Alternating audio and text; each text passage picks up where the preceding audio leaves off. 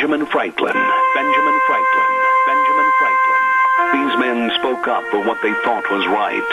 From their courage came such documents as the Declaration of Independence and the Constitution of the United States. From their willingness to speak what was sometimes unpopular but right, we enjoy such liberties as freedom of speech, the right to keep and bear arms, and freedom of religion. There are those who still wish to oppress our freedoms, and there are still patriots willing to stand up and defend life, liberty, and the pursuit of happiness. Men like Zeb Bell, who honor our founding fathers and what they stood for. It's now time for Zeb at the ranch, speaking up and defending your freedoms. Brought to you by Magic Valley Les Schwab Tire Centers and all of the other great advertisers on the program. And now, Zeb Bell. Well, I tell you what, I learned something. In today's PC culture, apparently it's only appropriate to say, look at you, you've got so big, to children. Adults tend to get offended. Morning, everybody. Here comes Kate Smith, and God bless America. Come on, patriots. Call in with the Pledge of Allegiance. Good morning on a Wednesday, November 6th. And a good morning to you and yours, Zeb at the Ranch on this Wednesday. And good morning, and our thanks go out to our major sponsor, your Magic Valley Les Schwab Tire Centers. All 7 locations with the best of tires and services to you. Stop in and see any one of the 7 locations today. And our thanks also to Burley Physical Therapy and Rehabilitation at 1263 Bennett Avenue, Suite 2 in Burley, helping you get back to being you. And our friends at Greystone Crossing Independent Senior Living at 1221 21st Street in Hayburn. Seniors living the good life with friends. Right now, without further ado, let's go to the phone and have our Pledge of Allegiance. Good morning. Well, good morning, sir.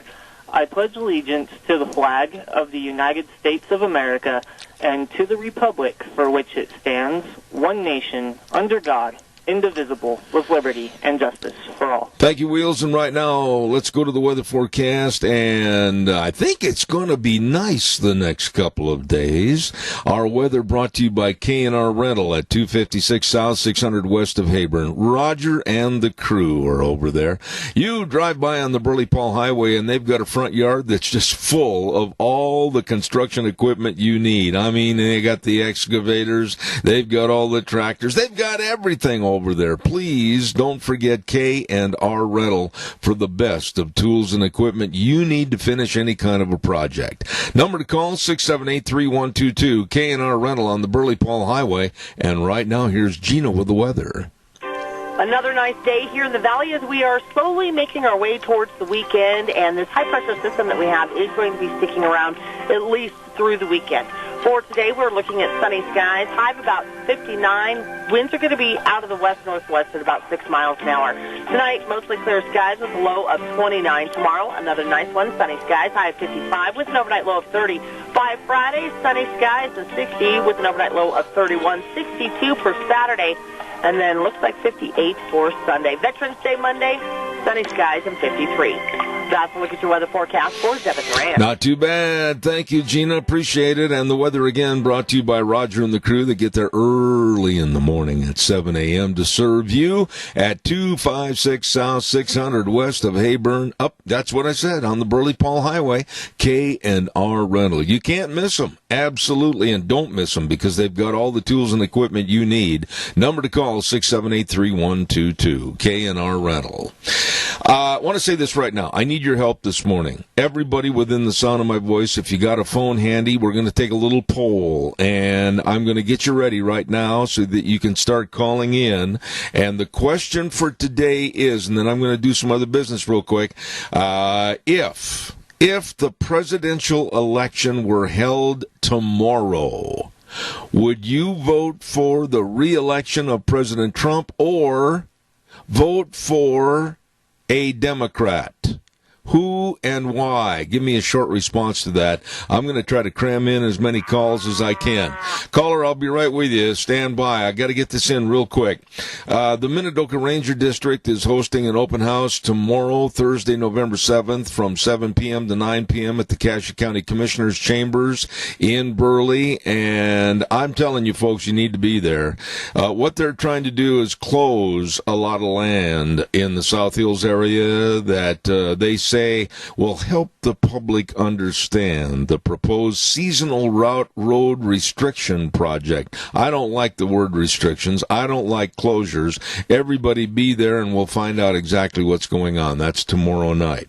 Oh, and by the way, happy birthday tomorrow to Janelle Ford. She's celebrating a birthday tomorrow. Wonderful lady, and we wish her the very best. Want to remind everybody about Ramsey Heating and Electric at 2600 Overland Avenue in Burley. They're open 7:30 to 5 Monday through Friday for all your heating, cooling, and electrical needs. Don't forget Ramsey Heating and Electric. Going to get a little chilly, not maybe in the next couple of days, but you know it's coming. So be ready, and don't forget they've got all the furnace builders over there at Ramsey Heating and Electric, where they've been in business almost 7 decades. 2600 Overland Avenue in Burley, 678-0459. Caller, good morning. You're on the air. Good morning. I would wholeheartedly vote again for President Trump. And I wouldn't. All the Democrats need to pick out a communist country where they'd like to move, because that's their whole agenda. I appreciate babies and everything else. It's just unbelievable. And they're going to try to steal elections. I think they just stole one in Kentucky, and I think that's what they said. They'll win at any cost, and if they have to cheat and buy. Vote dead people, that's what they'll do, because that election, I think there was a lot of voter fraud from what I can tell. I agree with you. I appreciate your call. I've got a lot of calls to go through, Adrian. Thank you. I got you down as a Trump re-election. Thank you very much. Appreciate it. Caller number 2, you're on the air quickly. President Trump, reason he does what he says he's going to do, and he puts America first. Well stated, my dear friend. Thank you. And this is what we're going to do this whole hour, is take this poll. I want you folks to get on the phone and let me know. I do not believe in these national polls. I don't believe when they're saying that Elizabeth Warren is going to defeat Donald Trump. I don't believe that wild-haired Bernie, socialist communist Sanders is going to beat President Trump. I don't believe that Biden, with his mind that seems to be out in the middle of the Mojave Desert someplace, can beat Donald Trump. Caller, I'll be right there, I promise. Stand by. Denny's Restaurant at 611 North Overland in Burley, and they're celebrating Veterans Day this next Monday. And don't forget, on next Monday, November 11th, Denny's will buy your veterans breakfast. That's right. Get a breakfast, a Build Your Slam breakfast. Oh, my goodness. A great, big, really delicious breakfast.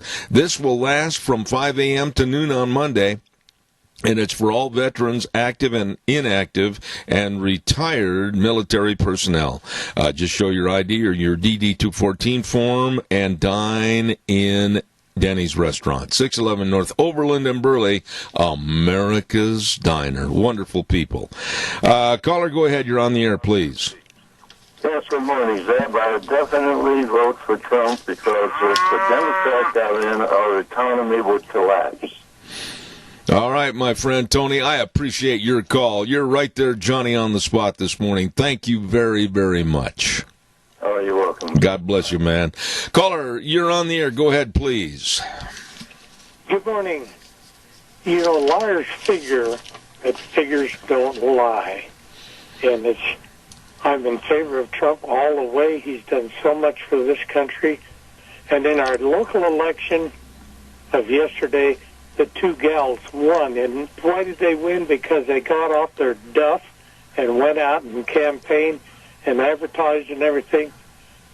Bully for them. That's what I say. All right. I appreciate your vote and your kind of going over what happened. Thank you very much. Appreciate it, Keith. God bless you, man. Thanks. Yeah. Here's the question, folks. If the presidential election were held tomorrow, would you vote for the re-election of President Trump or vote for, right now we don't know who, but you can pick out who you would like, quote unquote, on the Democratic ticket. Give me a call. I want to see. I don't believe the polls. I think they're slanted. I think they're biased. I think they're lame. I think they're manufactured. What else can I say? I want to hear what you have to say. It's very important. Call me at 436-2244, 1-866-927-4587. Caller, good morning. You're on the air. I'd go with Trump because we need more protection at our borders. Very good answer. It'd be a real heated subject there. Well, it is, and it's getting warmer, very unfortunately, after the atrocity that just happened in the last 48 hours. I appreciate your call, my good friend Earl. God bless you, man. Thanks. Same at you. All right, calls are welcome. I want to have our own poll, and I just don't believe these national polls that say, oh, well, Elizabeth can do this and beat Trump. Oh, well, then Bernie can do this, and Bernie's way. Can you imagine President Bernie Sanders or President Elizabeth Warren or whatever? My goodness. Caller, I'll be right there. Stay on the line. I want to get your vote. Ark Animal Hospital at 750 21st Street near Connection Credit Union in Hayburn. Number to call, 678-1177. They are the best at helping you take care of your pets and animals. And don't forget water. Water, very important as we go into the cold fall and winter months. Make sure they've got plenty of water. Any health problems, call Ark Animal Hospital at 678-1177, where they have the warm hearts for the cold noses at Ark Animal Hospital. Real quick, too, caller, I'll be right there, I promise. I just got to get some things in here this morning. Yours truly is up to his neck in alligators. I want to remind you that the iComfort Wi-Fi thermostat from Lennox, featuring remote control access so you can adjust your home's temperature from anywhere, any place. Available through our friends at Ramsey Heating and Electric and Lennox, offering up to $1,600 in rebates on a new home comfort system. Keep comfy. Call Ramsey Heating and Electric at 678-0459. Caller, good morning. You're on the air. Go ahead, please. Morning, Zeb. Vote for Trump again. Because he says what he means what he says, and then goes out and does it. Amen. Amen. Well stated, my friend. Well stated. God bless you for your call. Appreciate it. Thank you. All right, calls welcome, 436-2244, 1-866-927-4587. I will say this, that if you have a difference of opinion and you're voting for or promoting somebody else, I will bite my lip, I will bite my tongue, I will simply sit and listen to your dissertation about putting someone else in, and I would appreciate your call. So give me a call at 436-2244, 1-866-927-4587. Our economy, our energy programs, our security, our morality, I believe, are all at stake in this next election. Caller, good morning. You're on the air. Go ahead, please. Yes, well, of course, I'll vote for Trump, and Idaho will vote for Trump. There was a lady yesterday who called in on a program, and she goes to every Trump rally. She's been to 25 Trump rallies, and she wasn't a Trumper. She has changed her mind, and she goes to the Trump rallies, and she tells me the more rallies I go to, the more enthusiasm there is. Minnesota hasn't voted for a Republican president since since Nixon in 72. And they think he's going to flip that and other states. So it isn't just Idaho. All right, my friend. Thank you for your call. I got your vote down, and I need some more calls. I want to really jam the phone lines this first hour, and I want to find out what your thoughts are, because like I said a moment ago, I can't buy into some of these absolutely, I think manufactured is a good word, polls that are going on right now, showing that Trump is going down in defeat. Trump and his administration are not wanted. Trump is not going to be reelected. My goodness, they go on and on. Caller, good morning. You're on the air. I would vote for Trump, dear, because of what he has done and what he has accomplished and the way he stands up to these silly Democrats. I think you just summed up my feelings. I couldn't agree with you more. God bless you. Thank you. Good day. Thank you. She used the term silly Democrats. There's another terminology that I could use, but only after 11 o'clock this morning. Calls are welcome, 436-2244, 1-866-927-4587. Who do you want running the country for another 4 years? Who do you want sitting in that Oval Office? Do you want the likes of Elizabeth Warren just spending freely? Do you want the likes of communist/socialist or reverse the order, Bernie Sanders? Do you want the likes of Joe Biden that has absolutely unfailed, or many times failed policies, and then also quite a few iffy situations with his family and money and the Obama administration and Hillary, the list goes on? Or do you want to stay with what we're right now seeing great improvement, as limited as it's been because of the Democrats wanting to pursue impeachment, Donald Trump? Caller, good morning. You're on the air. Don't believe the polls. They were wrong last time. They're wrong this time. They're being pushed by a liberal media for an agenda. Don't believe the polls. Go back and look at what Trump was supposed to lose by in the run-up that last few weeks of the election. He was supposed to lose. He didn't lose then. He's not going to lose now. You know, let me ask you a quick question, and then I've got to make room for some other calls. But with these fictitious and made-up and manufactured polls, which are, I think, really pushed by the media, for those that can't get certain news media to understand the wholeness of a story, and they're subjected to CNN or ABC or CBS or whatever, are you a little worried, like I am, that what they hear is going to be extremely jaded the wrong way? I don't care.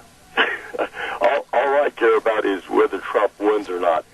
I went back and looked at the polls a few weeks ago from the previous presidential election, and there were just dozens of polls that had Trump losing from anywhere from 3 to 4 points over to double digits. Yeah. And what it ended up happening was, he won, but there was one poll, it was out of Los Angeles, I don't remember the name of it, that had predicted correctly that he was going to win, and by how much. And yet they weren't believed. They were to talk about jaded. The rest of the media didn't want to hear what this one poll, which took an objective look at the situation, said. Absolutely, and well stated, my friend. I'm not worried about the media. Trump has proven that he can bring people to these rallies, and realize he won last to his election without any advertising. Yeah. He was holding these huge rallies, and that's where he won. Absolutely. I don't remember seeing a single TV ad for him. Did you? Well, there were some ads and everything, but it was limited basis, and what he did at these rallies to stimulate people and get them on his side was absolutely amazing, and still is. Thank you for your call and opinion. I really appreciate it. Thank you very much. Caller, good morning. You're on the air. Go ahead. Who are you going to vote for if tomorrow was the election, Trump or one of the many out of the herd of Democrats? It'll be Trump, because he's not a politician. He truly loves America and wants to serve the American people. And if they'd get off his back and leave him alone, he'd really do more. We probably only heard 1/10 of what he's actually accomplished. Let me ask you this. What are your fears, quickly, your fears as a person that really knows and understands politics, and I know you do because you've called in here many, many times. What are your fears if, heaven forbid, one of the Democrats gets elected? We will become a socialist, communist, Marxist country. Well stated. Thank you. God bless you. Thank you. So far, everybody's voting for Trump, and like I said, don't be inhibited. Call. I'm just taking my own little poll here for the first hour this morning. I don't believe the garbage, and that's what it is, on the left. I don't believe it. And I think that we've got a movement going on in this country. I really believe this. I don't think there's anybody that talks to more people around the country than I do, whether it's California, whether it's Montana, whether it's Wisconsin, whether it's New Hampshire, whether it's Florida. I'm calling people every day. I am not seeing or hearing the great influence of the Democratic Party at all. At all. Calls are welcome. Give me a call. Let me hear your vote. So far, 10 callers absolutely voting for the re-election of Donald Trump. Give me a call. 436-2244, 1-866-927-4587. I'm going to do a little commercial break, and then I want you to call. Please, give me a jingle right now. Dino Septic Service. Don't forget they are the best at what they do for you. I'm serious. They work for us, and they are good. Fast, fair, friendly service, and let me tell you, the best of septic tank pumping and septic tank and drain fields installed, backhoe services, sewer and sink drain lines cleaned, liquid waste removal, all of this and so much more with the best of people and equipment serving you at Dino Septic Service. 436-6526 or 678-1638. Fast, fair, friendly service with Dino's, with the big truck that says smells cargo on the way. Dino's Septic Service.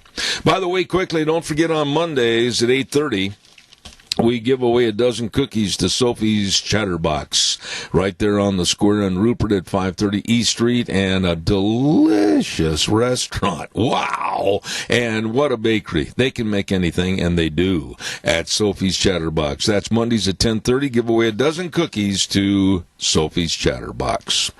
All right, callers, come on. I really want those phone lines lit up. I appreciate my audience because they're very diligent, and they always call in, give us their opinions. Yes.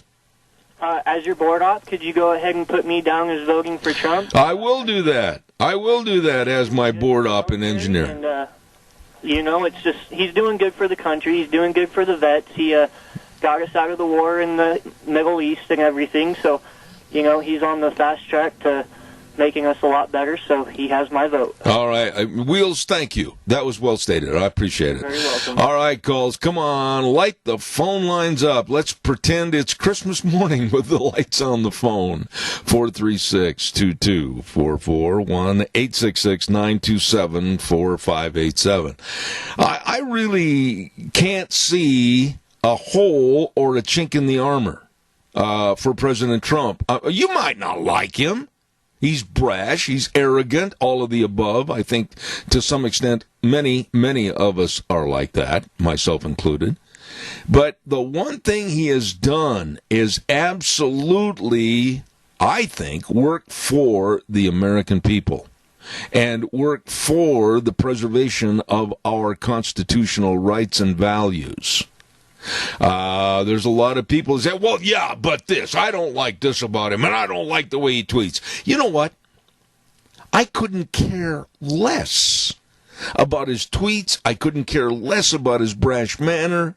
I couldn't care less about his New York attitude, his brogue when he speaks. I couldn't care less. You know why? That's not cutting the cake. It's what he does to help the economy, our energy programs, our security of the United States. That's what really counts. I don't care if you like him or not. Caller, good morning. You're on the air. Hi. This is as usual. I don't have to have a little bit to say. I think that we got President Trump just by a godsend, even, because I do believe God loves this country. Well, this...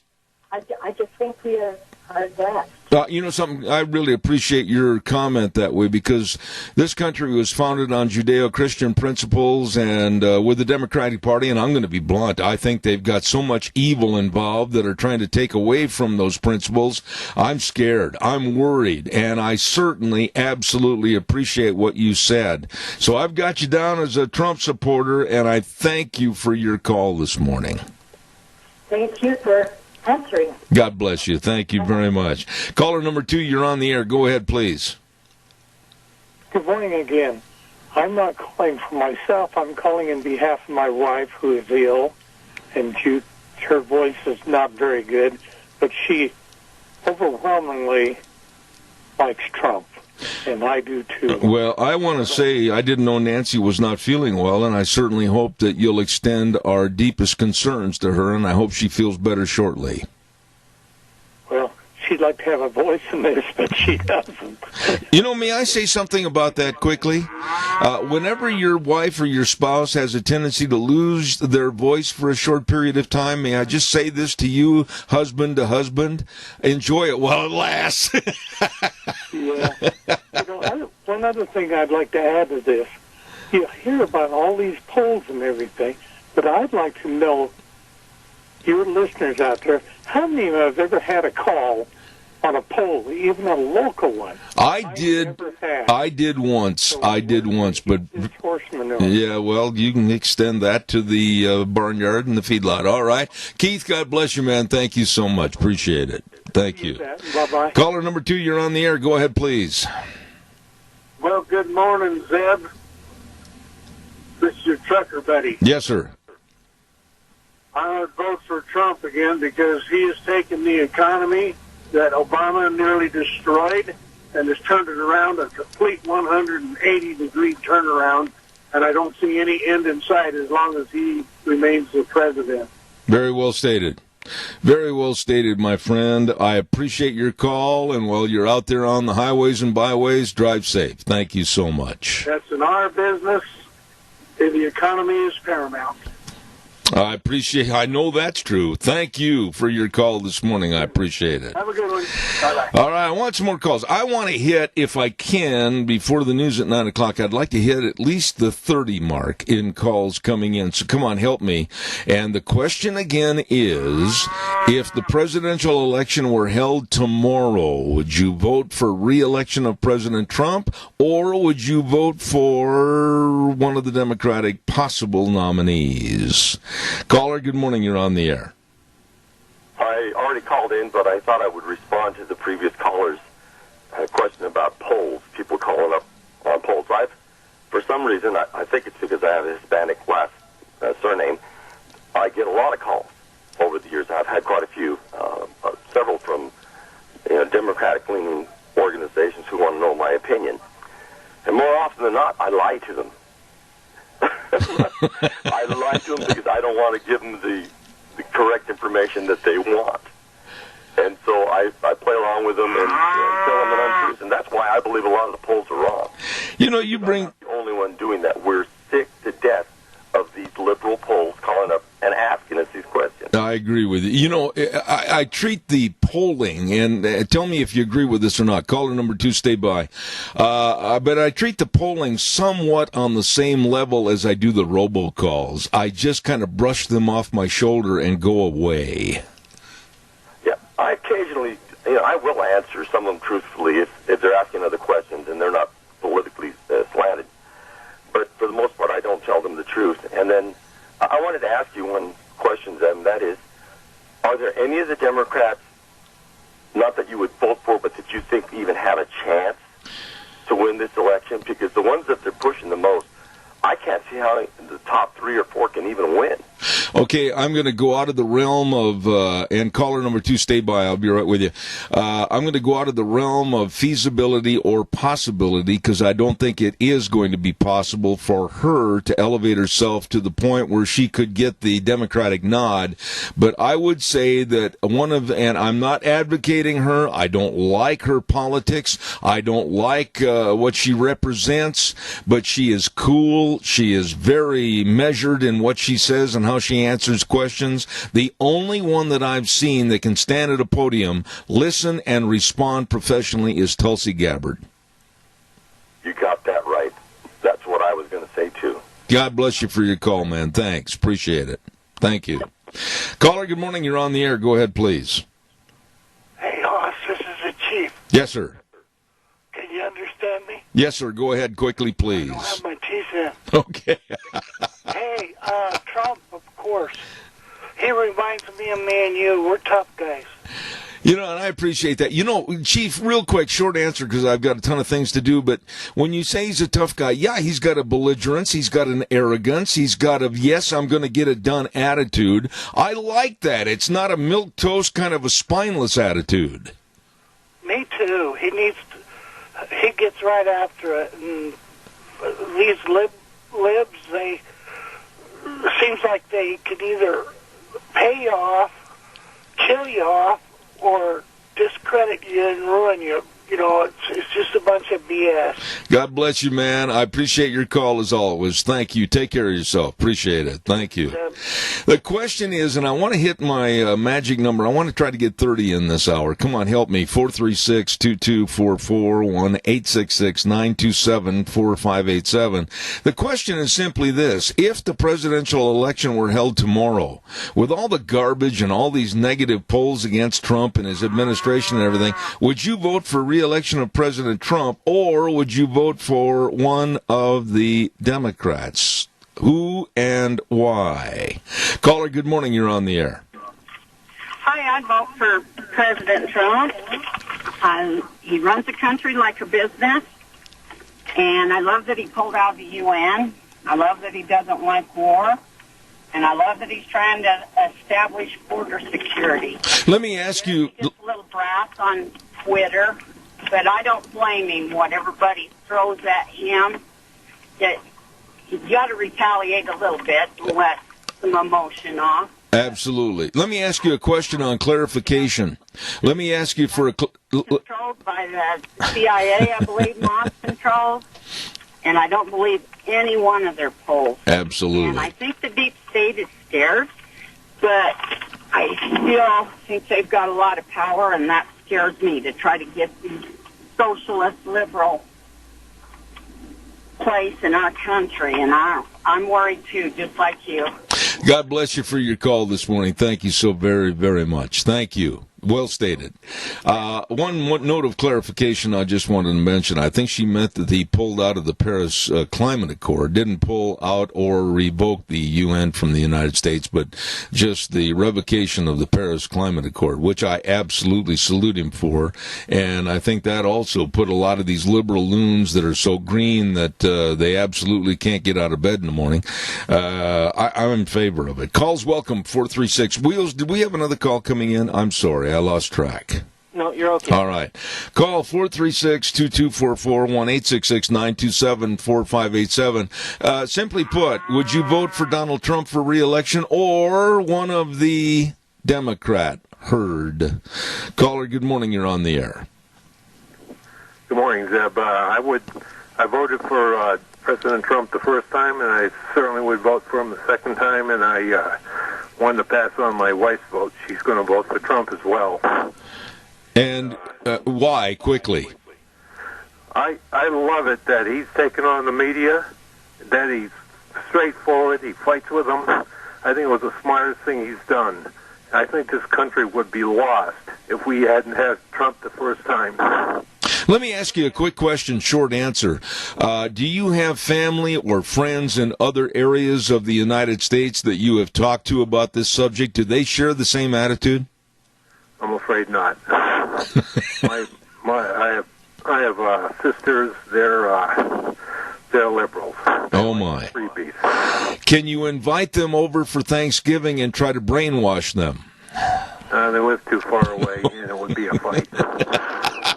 Hey, God bless you, man. I appreciate it. Thank you so much. You're welcome. All right. I like your show. Appreciate it, sir. Thank you very, very much. Oh, I love that answer. He's a straightforward guy. Great shooter. I appreciate that. Calls welcome, 436-2244, 1-866-927-4587. Come on, help me hit that number I'm aiming at. I'm close. I want to get to 30 in this hour, please, on our poll. Berry Equipment and Rental Sales, Service, and Parts. They've got 3 locations serving you at 159 West Highway 30 in Burley, 465 Addison Avenue West in Twin, and the Nampa location. And at the Burley location, you can rent those hammer drills and bits up to the 2 inches at the Burley store, along with all the Bobcats, all the shapes and sizes, all the Doosan wheel loaders and excavators for all the lifting, digging, pushing, and carrying. They've got it all for you. Great service. Berry Equipment and Rental. Burley, Twin Falls, and Nampa. You stop in and see those good folks today. Wonderful folks. Come on, quickly, give me a call and help me on my poll, because I do not believe When they start throwing these numbers of Biden or Warren or Sanders in the lead, I honestly believe most of these polls are taken within very, very heavily defined and confined blue areas of the United States, representing basically a Democratic stronghold. I think in fairness, they've got to get out and really go across the whole board and spectrum if they're going to have an honest appraisal of what's going on. They won't, because they won't let those figures out.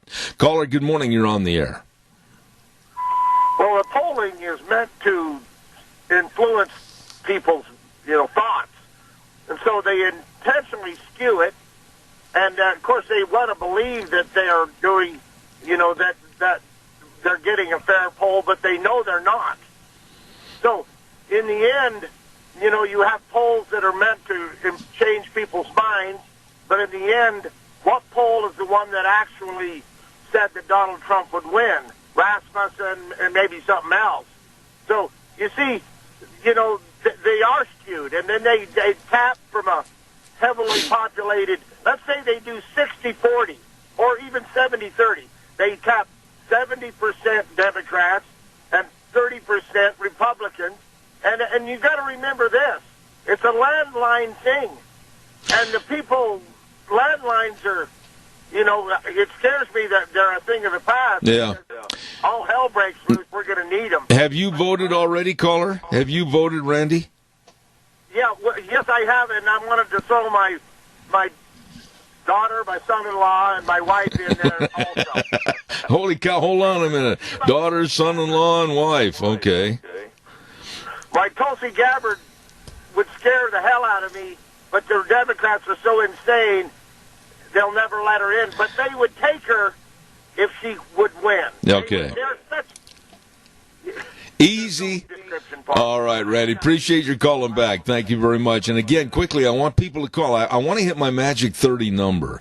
That's what I predicted would happen this first hour on the question of, if the presidential election were held tomorrow, would you vote for the re-election of President Trump or vote for one of the Democrats? Who and why? By the way, while I'm waiting for the next phone call, I want to remind you the Bennett Boys Auction Service, Chuck Gardner Estate Auction, is going to be at 11 o'clock this coming Saturday morning, November 9th, in Gooding at 428 Orchard Street. Don't miss this. Vehicles like a GMC pickup, 2008. They've got a 2008 PT Cruiser. Oh, my goodness. Shop and tool equipment, furniture, pool table, nice pool table, patio items, everything at the Chuck Gardner Estate Auction in Gooding, 11 o'clock Saturday morning, and it's managed by the Bennett Boys Auction Service. No sale too big, no sale too small. The Bennett Boys, they sell them all. Caller, good morning. You're on the air. Yes, Deb, I'll vote for Trump. He's a fighter, and these other guys, I don't know what we got. And my daughter, too, she'll vote Trump.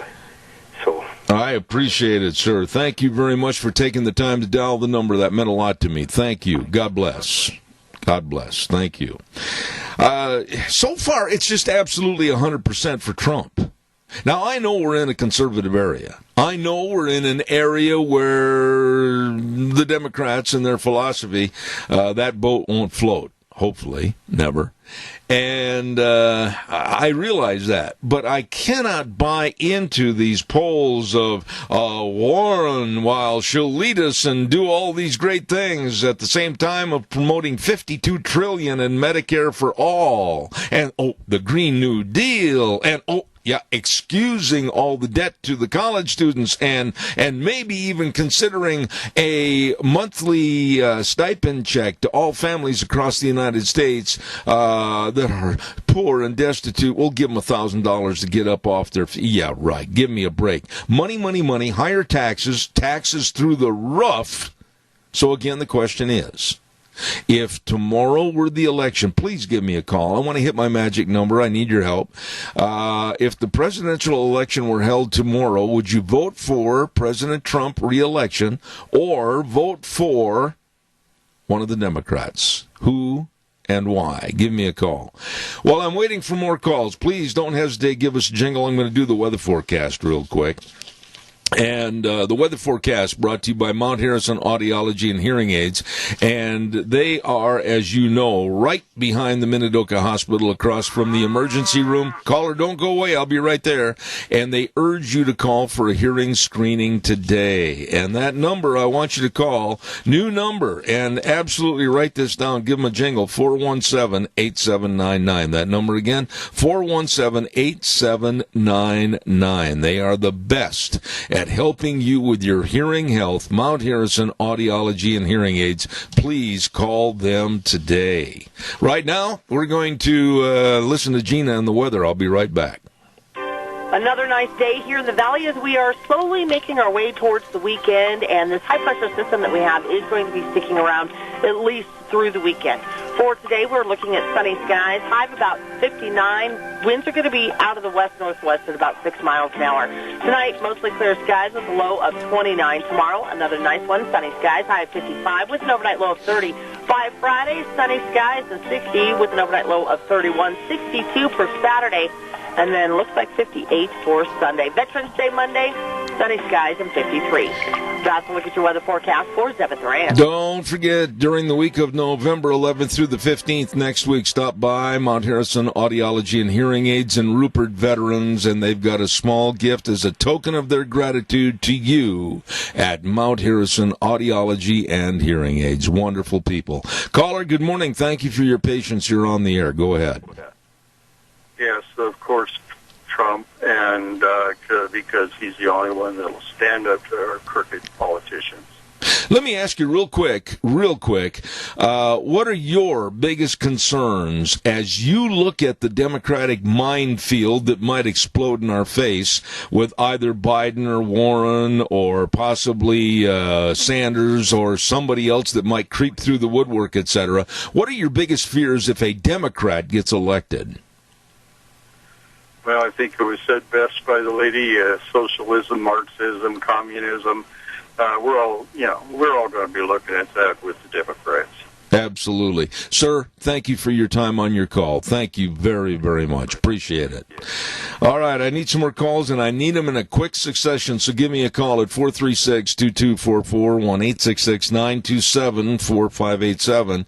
And the question's very simple. I do not believe in the polling. I think it's going to be a landslide for President Trump. I hope it's a landslide for President Trump. I hope the likes of Eric Swalwell and others will fade into the oblivion part of the Grand Canyon. Good morning, caller. You're on the air. Yeah, good morning. My wife and I will be voting for Trump again if everything holds and he's in the running.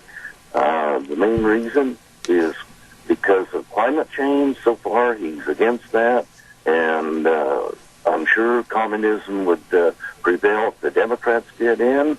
And them with all of their I want to give more than my opponent scares me to death. Also, if someone like Pete Buttigiig, whatever his name is, would get in there, I wouldn't know whether I had a man or a woman in the White House. I wouldn't know if I had a first lady or a first husband.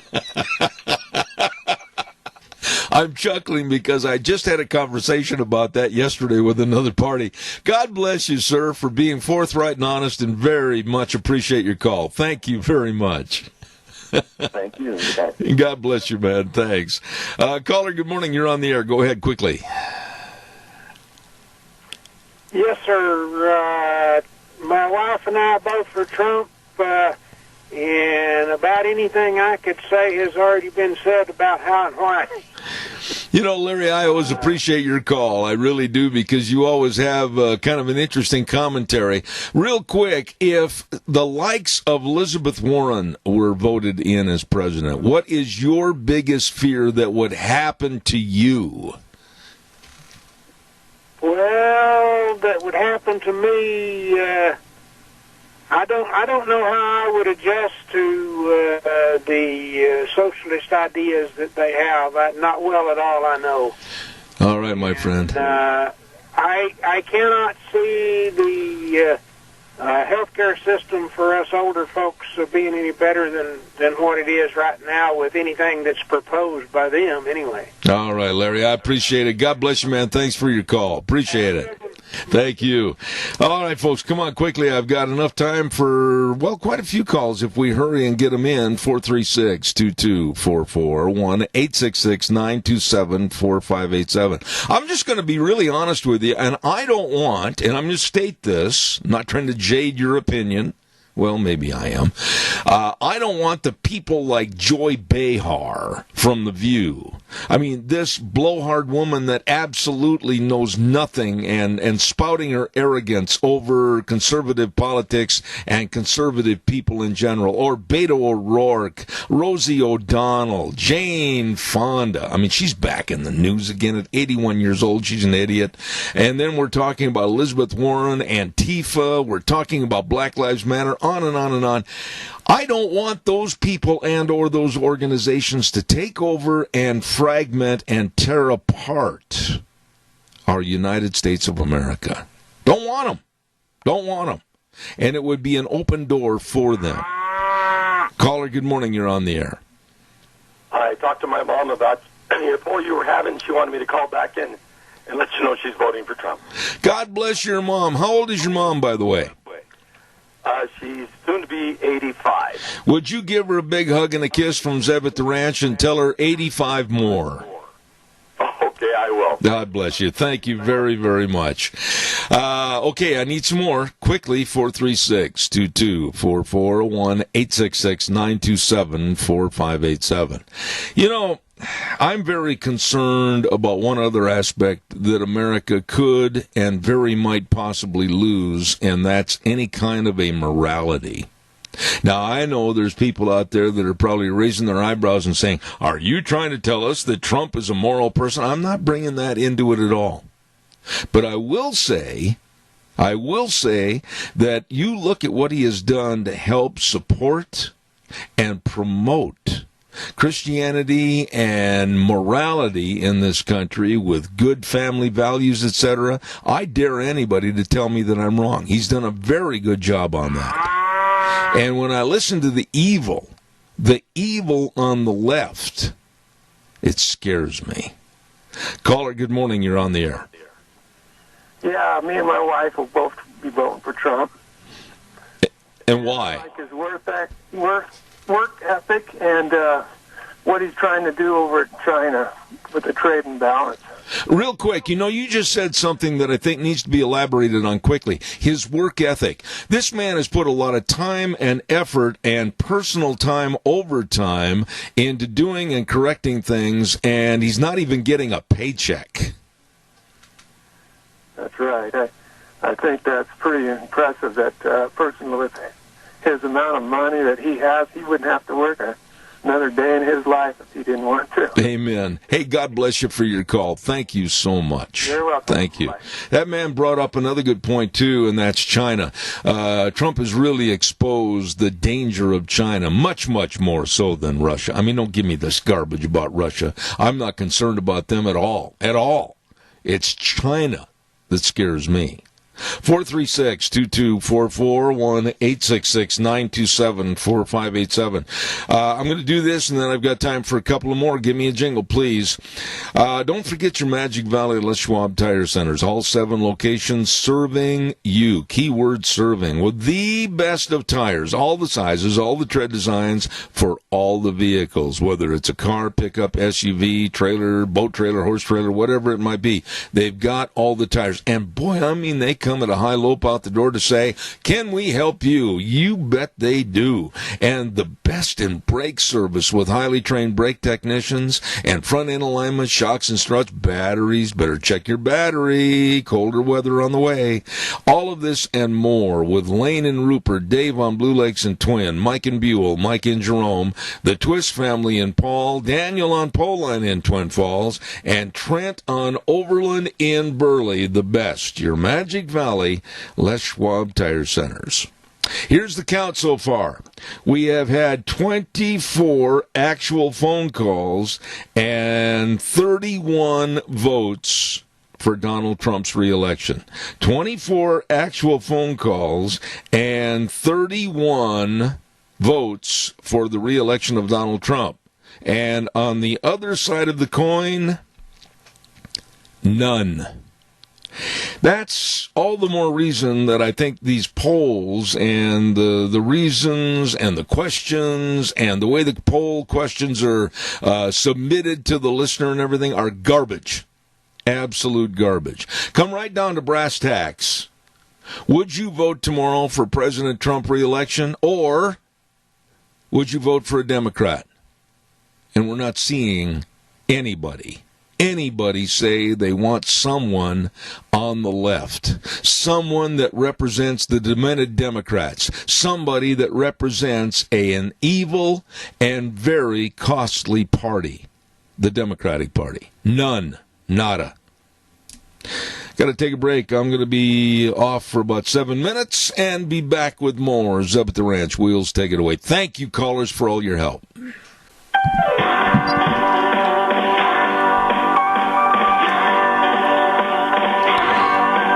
Oh, good morning. And first and foremost, I want to say thank you to all the callers that took the time and effort to call in for my poll the last hour. Thank you. That meant a lot to me. I mean, 24 phone calls and 31 votes for President Trump in the span of about 51 minutes. That's not bad. Thank you. We're brought to you by our major sponsor, your Magic Valley Les Schwab Tire Centers, all 7 locations, serving you with the best of tires and the best of service. Stop in and see any one of the 7 locations today. And along with other great advertisers, including Burley Physical Therapy and Rehabilitation at 1263 Bennett Avenue in Burley. And don't forget, they're also teamed up now with Elite Fitness at 1200 Oakley Avenue. Helping you get back to being you. And Greystone Crossing Independent Senior Living at 1221 21st Street in Hayburn. Seniors living the good life with friends. Right now, this good word for Western Waste. From the canyons of the Snake River and all across southern Idaho, we're all at your disposal. Western Waste Services, we care about our community, our resources, and this free land. Western Waste Services is lending a hand, always at your disposal. Western Waste Services. Hey, remember, Western Waste Services, always at your disposal. Most of the time we talk about residential pickup and getting rid of your garbage and dumpsters. And I want to also talk to you about if you're a commercial business and you need to have your garbage taken care of, please call them today. They are so good at helping you manage your trash problems. That's Western Waste Services, always at your disposal. Call 734-6969. And a big shout out right now this morning again to our friends at Ramsey Heating and Electric and Lennox. And they offer the iComfort Wi-Fi thermostat from Lennox, featuring remote control access so you can adjust your home's temperature from anywhere. Don't forget Ramsey Heating and Electric and Lennox right now offering up to $1,600 in rebates on a new home comfort system. Keep comfy. Give Ramsey Heating and Electric a call today at 678-0459. We're going to have our guest on the phone with us in just a moment. I also quickly want to remind everybody about Hanson Mortuary with Joel Heward, his family, staff, and the entire operation serving you and your family. And serving right there, that's the key word. Because when there's the passing of a loved one, it's absolutely utmost in their caring to provide the families they serve with the best possible support and comfort, and always with the highest ethical standards and unquestioned integrity. I urge you to write this number down and call 436-5636. That number again, 436-5636. Hanson Mortuary at 710 6th Street in Rupert. And Joel Heward also serving you and your family at Morrison Payne Funeral Home on East Main in Burley. A dear friend I want to talk to right now is on the phone line, and I say good morning to Dave Beagle. How are you? Well, good morning, Zeb. I'm fine. I hope you're fine, too. I am. I got to tell you what happened first hour. Last night, I was listening to the news. I try to get as many newscasts as I can in on the evenings. I switch channel to channel to channel to channel to try to find out what the liberal mindset is along with the conservative mindset. And many of them, the liberal mindset, were touting polls that were saying, why, Donald Trump's going to go down in defeat. He's going to go down in flames. Why, Warren or Sanders or Biden, they can all beat him, and it's all going to be negative for Donald Trump. And I thought, your phony polls probably were taken in the heart of a blue community and or county, and you're trying to tell me that it's a slam dunk for one of your communist, socialist, democratic possible nominees, and I don't believe it. So this morning, I conducted last hour my own poll, and the question was this: if the presidential election were held tomorrow, would you vote for the re-election of President Trump or one of the possible Democratic nominees? Listen to this, Mr. Bigo. In less than an hour, 51 minutes to be exact, we had 24 phone calls with 31 people voting for Donald Trump. Not one for a Democratic candidate. I think that's great, and I agree with you. I've watched these things, too, on the liberal stations and that, and their polls are, they base them on talking to basically Democrats and liberals and stuff like that, and they like to put this phony stuff out there. Their whole process is to get in the minds of the American people and brainwash them and bring Trump down. Absolutely, the brainwashing technique. I totally agree with you. Now, I will say this. My poll, naturally, very, very amateuristic poll, just put on quickly this morning, but it shows me a couple of things. Number one, I live in an area where most all the people, evidently that's indicative, with a 100% rating for President Trump. Maybe the Democrats didn't have the courage to call in on the phone number and voice their opinion, because I think a lot of their side of the poll is cowardice, and they don't want their voices heard. Well, that could be, and that's probably right. They only want to tell it when they can get out in front of people and say what they want to say, and they know that that's not going to happen with you. I got to ask you this. Did you hear the remarks by California Congressman Eric Swalwell that ran for a short time for the presidency nomination? Nobody liked him, so he got out of it. But he's one of the most despicable little people in the Democratic Party. He came out last night and made a comment that I took as really offensive, and somebody ought to really go after him for this. He was asked about President Trump and that conversation with the Ukrainian president, and he said that the president was leading extortion schemes against the Ukraine. That's a pretty heavy thing to say, is it not? It is, and it's just part of their tactics of what they're doing. And if you go on the Federalist and read Molly Hemingway's article she wrote about this impeachment thing, and she's basically saying that it's all untrue, and that they're just changing things and lying and concocting things to try and push the impeachment process through so that they can get him out of office next year. Well, Dave, okay, you're a businessman. You're a sharp guy. I mean, I have the utmost respect for you. We've never met, never shook hands. You've been on my program for years, and I look forward to the day we can sit down, have a bottle of wine that I'll probably have to buy, and a nice steak dinner, etc. But how in the world can anybody with any common sense look at this situation and say it's nothing more than a tactic to sway the American public against voting for re-election of Donald Trump? That's all it is. It is, and but there's people out there that Zeb, and I've been through this, and they listen to these people and say, "Oh yeah, that makes sense," and they don't do any.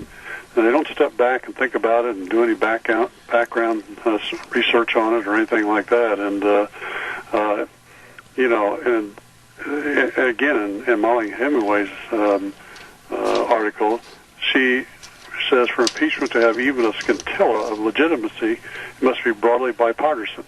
And that's not even, and she says, that's not my opinion. It was a standard Democrats held until moments ago. Yeah. And this is what they're doing. Yeah. Let me ask you this question then. Quid pro quo. Getting something in return for something. Okay, that's the Democrats' main statement right now. Oh, the president and quid pro quo with the Ukrainian leader. But wait a minute. My question is this, and I'm not exactly the dumbest person in the room. When you have diplomacy with any government, be it North Korea, be it China, be it any other country in the world, aren't you using diplomacy to get something that you want? Isn't that the same as quid pro quo? And why is there such a rebuff against the president for this? Because, he's a great negotiator. He understands how to go through the process and do things because, he's been a great businessman in that. And when you negotiate, you have to go up and down the line. And there's some things that you may want to provide for the person you're negotiating with so that in turn you get much more on your side what you want. And but again, you go back to the other side, the far left and the liberals, they don't want to negotiate. They just want to control it, period. Yeah, control it, period, is fine, but when they distort the facts and they distort the truth, and I got to say this, and please, I'm not condemning or damning American society for a naive attitude, but let's face it, a lot of people don't have the time, a lot of people don't have the means to sit down and study politics and what's really going on, and they may be subjected to limited liberal media sources. They don't understand what quid pro quo is and what the charges against the president are, because I don't care if it's President Trump, I don't care if it was President Clinton, I don't care if it was President Obama or Bush, anybody. They use diplomacy. They use diplomacy to get something for something to keep world peace and order. This is not unusual, but the Democrats have distorted this. Yeah, they do. And again, just as you just made your comment, a lot of people don't dig into it, and they just, the liberal media is their main source, and they just listen to it and shake their heads yes. And it's sad. It really is. And, and you got to understand, again, and we've talked about this, the far left, they want to bring this country down and turn it into a socialist, communist country. And I have to tell you, Zeb, last night I was at a meeting in downtown Indianapolis, and the guy that was speaking, his name is Robert Lawson, and he and a friend of his wrote a book. The other guy, the co-author, is Benjamin Powell, and it's called Socialism Sucks. And underneath it says, 2 economists drink their way through the unfree world. And listening to this guy talk, they've gone through all the economic things and all the countries around the world. And when you look at how people live and how they're taken care of, the United States ranks right at the top. And you look down at the ones where you have socialism at, like Venezuela and places like that, they're at the bottom of how people do in this world. And I would encourage people to go online and look it up. Socialism Sucks. And this guy did a great job. And when we were done, he and I talked, and I told him about my book, and we exchanged signed copies of books for each other. I will get him on my program. If you could email me any information as to how possibly I can reach him, I'll put him on my show. I appreciate that, Dave. But when you try and find out, I'll have to talk to the guy that runs this.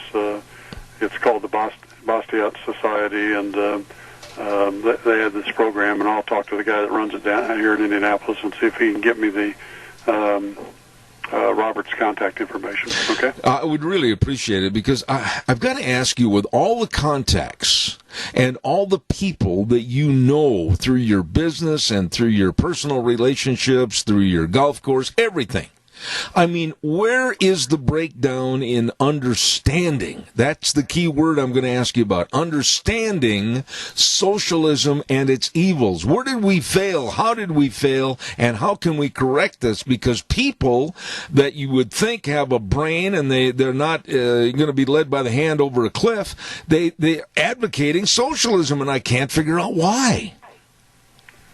It's again because they want control, and the way they get it is, they talk about socialism and say, well, you're going to get this, you're going to get free health care, and you're going to get free this, and you're not to have to pay as many taxes, and you're not going to do this, and it's the same thing that I went through. And by the way, when I was talking to this Robert Lawson, he goes by Bob Lawson last night, and I told him about my book. He says, Dave, I know the SEIU. He says, when I was in high school, I worked at a place, and the SEIU organized the employees there, and we went through the tactics. He says, and you're right, they are socialists, and they are trying to bring this country down. I'm just really worried about this election. I'm worried about the evil. I'm worried about the George Soros's money that has been implemented into many campaigns already and utilized to defeat conservative candidates. I'm worried about the news media not telling the truth. I'm worried about some under-the-table means and methods the Democrats will employ, and I underline the word will, in the next election to get their way. What are your thoughts? How concerned are you that we will not get an honest appraisal next election? Well, there's always a concern there, but I think the American people will wake up, because I think we have a strong candidate in that. And, but like, give you an example, when you don't have a strong candidate, here in Indianapolis yesterday, we had election for the mayor, and the current mayor is a Democrat, and he won the election big time by 70% to like 30%. But his Republican challenger, he's a nice guy. I've met him and that, but he's not very good about getting out in front of the people and really explaining what he wants to do and where he wants to go. He just it's kind of like he's behind the scenes all the time. And Trump's not like that. And I think that makes the difference in this thing. I think if the guy here, Republican running for the mayor of Indianapolis, would have been a person who got out and had a good personality and got out in front of people and opened things up, he would have done much better, probably would have won. But a lot of it depends on the candidates, and I think Trump's a good one. I do too, but I am very concerned. And another thing that concerns me, and I watched this on television, my wife and I watched this on the news, and we sat there with our mouths open in just absolute wonderment as to how and why this could take place in the United States of America. Back in New York, I believe it was on Saturday night, they had absolute mob rule in Brooklyn, because many, and I'm going to just state the case, the blacks were very upset and other minorities were very upset that they had to pay $2.75 to ride on the subway. They are accustomed to what they call being fare jumpers, which they jump over the turnstile gates and just go on for free. And when people were cracking down on fare jumpers, they rioted, took over downtown area of Brooklyn, and absolutely used that event as a demonstration with cursing and profanity and wrecking of cars and windows, saying how they needed to kill the police. I mean, what is going on here? Well, it's sad, and but you look at the area it's in; it's more of a Democratic liberal area, and it's kind of like going to gun control. And I don't know if you saw in Virginia, they lost their Republicans lost their Senate seats there in Virginia, and now Virginia's probably going to go and put out gun control laws and stuff like that. But you look at gun, murder rates and stuff like that across the country, they're the biggest in these liberal cities like New York and Chicago and Los Angeles and places like that. Yeah, but here's the kicker. You know who was standing up and being a cheerleader for this mob rule, and the people that were denigrating and cursing and spitting on the police and hitting the police and writing down kill every cop and punch every cop? Alexandria Ocasio-Cortez, a United States Congresswoman. Yeah, but she's on the far left, and she doesn't understand it. And as more and more comes out on her, we're going to see that she's behind all that stuff, and she's been brainwashed through the years. Other brainwashing techniques, and I absolutely can't stand this woman. She is one of the most foul-mouthed, open liberals on television, and that's Joy Behar on that television show, The View. She was quoted as saying, and said it on the program about gun control and the Second Amendment, well, why do these politicians tell everybody what they're going to do? Don't do or say anything until you're elected, and then tell everybody you're going to be on their doorstep, collect the guns. That's the way to do it. My goodness, Dave, that's an open, blatant attempt to just say, the heck with the Second Amendment, we're going to overrun you. Yep, and it's sad. She doesn't believe in our Constitution and who we are and what we are, and, it's sad that the media continues to allow those people on there, but again, I've told you, behind the scenes, the media is controlled by the far left. Well, it is controlled by the far left. Real quick, how's your quarterback? I understand he got dinged up a little bit. Yeah, I think they're saying that they think he'll be back pretty soon, that it wasn't anything major. And it's sad, and sad the Colts lost, but hopefully he'll be back soon and things will go well. Oh, a little memo to you, Dave Bego. Send a memo to Green Bay. I know that's your other favorite team. And please ask them in the memo where from Green Bay, Wisconsin to L.A., California did they lose their offense? Yeah, I know. It's sad. It's sad. Wasn't a good weekend for me and you. Do you realize that every team in the NFC North lost? Did you realize that? No, I didn't. The Bears are faltering. The Bears went into rehibernation. The Lions can't get out of the zoo. And the Vikings, their boat sunk. And the Packers, they better stay to the meatpacking company. I tell you what, it was terrible. Oh, God bless you, Dave Bego. Time. My Pacers, they lost last night in overtime to Charlotte, which, made me sad. So, do you go to a lot of the games back there? Do you go to a lot of the Pacer games back there, Dave?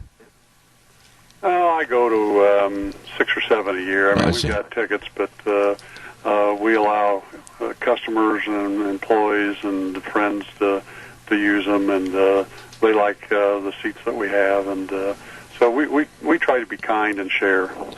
Well, I'll tell you what, that's all the more incentive for me to come back, and maybe I can be one of those nice people that can sit there and share on one of your beautiful seats back there. Thank you. There you go. All right. Dave Bego, Indianapolis, Indiana, author and great businessman. Thank you for being on the program this morning. Well, thank you, and have a good day, and I hope you don't get as cold as we're getting the next 3 or 4 days here. It's going to be very cold and maybe some snow. No, I tell you what, today it's supposed to get up in the 60s again. Enjoy. Thank you, my friend. Take care, Dad. All right, take care. I want to remind you about our great folks over at Burley Physical Therapy and Rehabilitation at 1263 Bennett Avenue, Suite 2 in Burley, with Nick Greenwell and all of the very, very talented and well-educated and very thorough physical therapists. They know their business, and they can help you get back to being you. All the exercises, of course, the only one of its kind in the area, the hydrotherapy pool, everything. I mean, you really need to give them a call and let them help you. 678-1191. That number again, 678-1191. Burley Physical Therapy and Rehabilitation, located at 1263 Bennett Avenue, Suite 2 in Burley. Make an appointment today, and get back to being you and living life the way it should be. Comfortably. Burley Physical Therapy and Rehabilitation. Also, quickly, want to remind you as I turn the page about our friends over at Let's Ride, 270 Highway 24 between Rupert and the World. You know, their showroom, it's amazing. I don't know how they get all that in there. They must sit there with a ruler and go, well, we got an extra inch here. Maybe we can move that snowmobile in. Well, we've got an extra 3/4 of an inch there. Let's put in one of the snow bikes. Holy smokes, do they cram stuff into that showroom. Let's Ride, 270 Highway 24 between Rupert and the World. They're open Monday through Friday, 9 to 6, Saturdays 9 to 4, and along with all the snowmobiles and the snow bikes and all the accessories, and oh my goodness, they've got a super service department to keep you running. Get a hold of them today. Let's Ride. 270 Highway 24 between Rupert and the World, and it's really, really true. This is where the fun is sold. Absolutely. Real quick note, too, about if you're over in that area, don't forget our friends, life insurance, health insurance, retirement planning with Cameron and Siemens Insurance.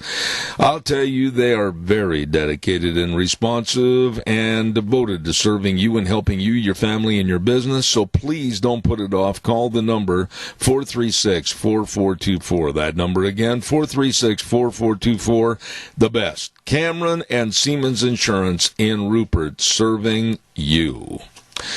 Right now, let's go to the phone line, and our guest for this next segment is the president of the Institute for Liberty, and he knows all about health insurance companies, the good, the bad, and the ugly, and lately it's been a lot of the ugly. Good morning, Andrew Langer. How are you? I am great. Thanks for having me on. Well, it's my pleasure, sir, and I'm anxious, really anxious, to hear what you say in regards to the information sheet that says, is it time to break up zombie health insurance companies? What in the world does that mean? Well, I mean, listen, it's a situation in which, since the Affordable Care Act was passed, and we all knew, or a lot of us knew, that the Affordable Care Act was really all about prolonging the inevitable, which is this push by progressives to destroy private health insurance and really free market health care overall. It was what they would call in Marxist theory as the transitional phase between capitalism and communism. And so what you're left with is this consolidation within the health insurance industry and these zombie cronyist health insurance companies that have a stranglehold over the marketplace. And this is really, it was certainly wasn't what was promised by the Affordable Care Act, but also something that is not serving the American public well. We're having a little trouble having your voice come across on the phone, Andrew, and so if I could ask you to speak a little bit clearly, more clearly, and directly into that mouthpiece, it's not coming through. But I wanted to ask you, is this push, what we're seeing right now, the final nail in the coffin as we see it to possibly create and force upon us a single-payer insurance program? Sure. That was, and I hope I'm coming through a little better now. Yes. That was always the intent of the Affordable Care Act, was this transitional phase between a more market-oriented approach to health care and the eventual creation of this nationalized single-payer system. And the insurance companies, they went along with this because it was prolonging the inevitable for them.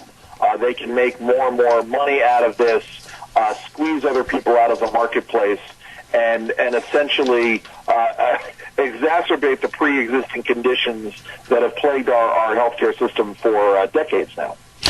I am absolutely adamant that I'm not trying to make myself holier than anyone, but I've worked hard for what I have. I've paid my bills. I've bought my own insurance protection. And yet to think that the entire insurance program in this United States with private insurance companies might go down the tube and never to be seen again with a single-payer type insurance program and diminish the quality of doctors and medical services provided in this country, and also diminish who can see a doctor over certain circumstances, I'm scared to death. Are we almost there? Well, I mean, yeah. If all it would take is one small push, and frankly, a massive change in government next year, right? If Republicans lose control of the House, lose control of the Senate and lose the presidency, and any of the Democrats gets elected, this is certainly the very real possibility here. The irony, of course, is that our friends in both Canada and in the UK are grappling with the major problems in their nationalized health systems. And the idea that we're going to go out, here's the thing we have to realize. Our medical system is it cannot, not without a massive restructuring from quite literally top to bottom, we cannot go down the route of Europe simply because even our education system is not the same. And so we have to recognize that there are obligations that physicians have. We do have to take a look at the cost of medical school and who can practice medicine in the United States. But the idea that we can simply transition into some kind of Scandinavian system or a British system, it just doesn't recognize the reality of what we're facing in our medical care system in America. You know, Andrew, I've said for a long time on this program that the government should stay the heck out of Dodge City when it comes to Medicare for all or medical programs for any. I've said that competition with insurance companies offering such and such policies at such and such a rate, etc., would be the best answer to this problem. How would you respond to that? Well, I'd say that's part of it. I think it is actually competition in actual medical care, because we have to remember, medical insurance is not medical care. Medical insurance isn't even really medical insurance at all. It is a cost-sharing mechanism that doesn't work well. It's like, you think about Costco. You pay money to join Costco, and you get the benefits of buying in bulk. Costco can buy in bulk. Here's the thing. If Costco runs out of toilet paper, they can turn around and just buy more from their supplier, so they never run out. The problem is we have a finite amount of medical care in America. We don't have enough of it to go around. And so cost sharing doesn't work in that regard because we're not easily producing more of it. The reality is that what we need to be doing, the only way you can bring down cost and increase accessibility is by increasing the supply of medical care that's out there. And that means producing more doctors, producing more nurses, producing more physicians' assistants. That's how you go about doing it. And then, frankly, part and parcel of this is changing the concept of insurance in America to the point where it really is you're buying into truly, an insurance plan in case something really bad goes sideways with your health in America. Otherwise, we should be engaging in a much more market-oriented approach where you're engaging in health savings accounts, you're able to save tax-free. You think about it. You think about the thousands of dollars that people are spending on insurance that sometimes they use and sometimes they don't use. If that money was held onto them for situations in which they were able to pay for a visit to their primary care physician, and then if they need to pay the deductible on a catastrophic plan, they can go about doing that. But we've totally gotten it all backwards in America. You're absolutely right on what you said, but I want to throw a caveat into this. Right now, I think the incentive for young people to go into the medical profession, be it a doctor, be it a nurse, be it a research scientist for cancer, whatever the case might be, is extremely limited and becoming more so when you hear the idiocy of Elizabeth Warren's Medicare for All at $52 trillion controlled by the government. When you look at that kind of a consolidated money source, Medicare for All, and all being even illegals, you're looking at a situation to where doctors can't take that workload, and the incentive for them to get into medicine is going to be limited because the government's going to control their wages.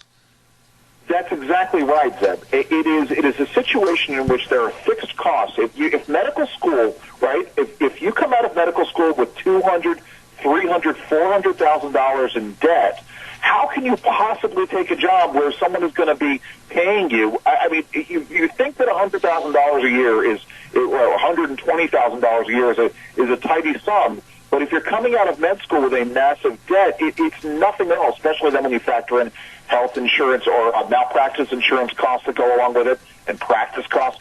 So you're absolutely correct. Listen, we've had a physician-patient gap in America going back for several decades now. The Affordable Care Act has exacerbated it, and if we move to Medicare for All, it will get even worse. My wife is a physician. She's the one who hit me to this concept. And when you force doctors to do more work and pay them less money, you are incentivizing them for getting out of the practice of medicine, and that's exactly what we're seeing. What I'm seeing in this country, and tell me if I'm wrong, Andrew, because I might have the wrong outlook on this, but I'm looking at a society that is starting much more every day, and I'm afraid of this, a kind of a hemlock society attitude where we're absolutely pushing for abortions, almost up to the full-term abortions. Oh, well, the mother doesn't want the baby, so just let it go in the closet and die. And on the other end of the spectrum, with the elderly and the seniors in our country, the high cost of trying to maintain their prescription rates, etc. Oh, just go ahead, forget the prescriptions, and just die. We're looking at a hemlock society to where we're picking and choosing who's going to live, who's going to survive, and only the healthiest are going to get the benefits. Am I wrong? Listen, we call that, you can call that the slippery slope, you can call that the camel's nose under the tent.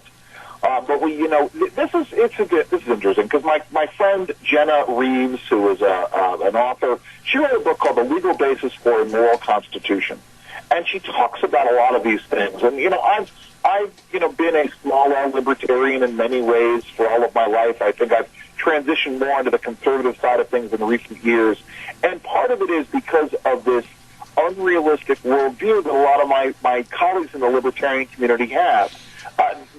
We're not a society. We are a society in which there has to be some kind of objectivity in terms of our morals, not this kind of subjective moral relevancy that we seem to have now. It's a very dangerous place for society to be, and if it is made worse, as you accurately point out, when you give the government greater control over who has and who has not. The biggest worry, I think, for a lot of people that I know in this area, and I'm sure it's probably the same where you live too, is that when the liberals and the Democratic possible nominees for the presidency stand up at their podiums and they start talking about Medicare for all and a single payer is going to be the greatest thing since sliced bread, they never talk about money for research, for cancer, MS, anything. And I'm looking at this greatest healthcare system ever in the world, right here in the United States, not having enough for research and diseases running rampant. Am I wrong on that? Well, listen, no, you're not wrong. And I talk about a couple of different examples, but we've got plenty of money to go out and watch the mating habits of the reticulated squirrel, and yet we're scrambling for money for these other things. I can also point out that the last administration used National Cancer Institute research monies to go and attack the Tea Party movement. Say what you will about the Tea Party movement, say what you will about the Obama administration, but the reality is, and this is a true story, I'm not making this up, National Cancer Institute's money should be used to research cancer, not to research political opposition groups. The thing I want from you today, Andrew, with your expertise and knowledge, and you said that your wife is a physician, what do we do? How do we do it? And how can we turn this bus around before it falls over the cliff? Well, we have to go the other way. I mean, I think, it starts with things like making sure that we can have competition among insurance companies. And that means dismantling the aspects of the Affordable Care Act that reduce competition among insurance carriers. Right now there's a big debate in Congress over how to deal with surprise medical billing. There's one faction that wants to institute price controls. That will be the surest way to destroy medicine in America. There's never been a system in which you've engaged in price controls and it hasn't completely destroyed the marketplace that it has gone into. But then you have to take a look comprehensively at the things that are destroying competition, the rules that are destroying competition, the rules that are de-incentivizing the practice of medicine. One of the things that I was just talking about with somebody else is issues of telemedicine, for instance. Right now, if you're a doctor let's say you're a doctor in San Francisco and you want to pick up some extra money, you cannot provide telemedicine practice services to people in underserved areas of Idaho or Montana. We need to change things like that. We need to reinstitute the market impulses within things like basic primary diagnostic care. One of the things that I always point out to people is you look at laser eye surgery. And 15 years ago, laser eye surgery cost $2,500 per eye. And it started off, you know, it was one of those areas where you could not pay for it with your health insurance. And because there was real market competition, folks were striving to improve the technology and increase competition and bring down costs. So right now it costs $250 per eye to get laser eye surgery done. We need more of that kind of competition at work. We have a caller with a question for you, Andrew. Go ahead, caller, quickly. You're on the air. Thank you. Yeah, actually, I have two questions. Number one is, all the people that I know of are getting away from this health savings account because it's your money, and yet they're telling you how you can spend it or what you can spend it on, and they don't like that. And then number two is they used to take 20% out of our pocket, and now they raised it to 30%, and I heard it's still going up. I'll let you comment on that. Thank you, caller. I appreciate it. Andrew, respond to the caller, please. Well, yeah, I mean, this is one of the other great problems with the Affordable Care Act, is that it completely undercut, because the left doesn't like, has never liked health savings accounts. Insurance companies, big insurance doesn't like health savings accounts. And the Affordable Care Act was a classic example of what happens when you let the big cronies sort of get involved in writing the law. They write it to their advantage, and they push people out of the marketplace. So there is very little place right now for HSAs in the HMO-driven model that we have. That has got to change. Andrew, I want to ask you one other question before we run out of time here this morning. I'm not saying this because I've taken a poll or I've had a chance to sit down with each and every one of them, men or women, in our United States Congress or the Senate, but I really am worried that our senators and congressmen really don't have a clue as to what's going on with health care, what needs to be done or not done with health care, and many of them are naively stupid. Would you agree or disagree? I would agree with that. And then real quick, it gets down to the same problems that Britain is facing with Brexit. You know, you have a binary choice of do we keep Obamacare or do we repeal it? Do we stay in the EU or do we leave? And you know, once you make those choices, reality becomes very complicated. Here's the problem for the right, and why we've never had an adequate response, why the right has never had an adequate response to Obamacare. It's because there are two major factions in the conservative movement. They can't agree on what the problem is. Is it an insurance problem? Is it a competition problem? And when you can't agree on what the underlying cause is, you can't agree on a solution. And thus it leaves Congress being stupid. And this is one of the great problems with this surprise medical billing issue.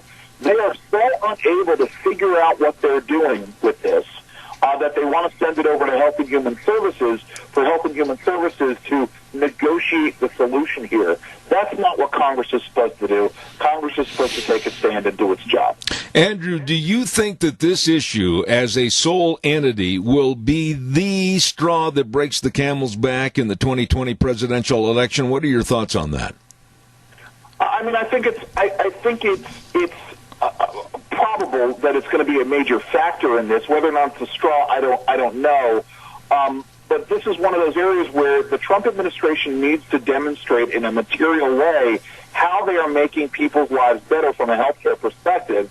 Otherwise, candidate Democrat is going to make a compelling argument as to why their Medicare for all is the right way to go. And so it really is going to be it's going to be a huge issue. I don't know, as I said, not necessarily the straw, but it's going to be a major one, certainly. I just absolutely enjoyed having you on the program, and I would certainly entertain the thoughts of having you back in the near future. If you're a consent, I'd appreciate it. Andrew Langer, the president of Institute for Liberty, I appreciate it, and thank you.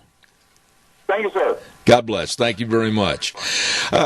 Very interesting guest, and he knows about insurance companies and insurance in general and the hazards and dangers of Medicare for all. We appreciate Andrew Langer, and we're going to have him back on the program in the future. Right now, if I'm going to have anybody back, I better pay some bills. And our weather is brought to you this hour by our friends at Phillips, Oaks, Goodwin, Crane, and Company.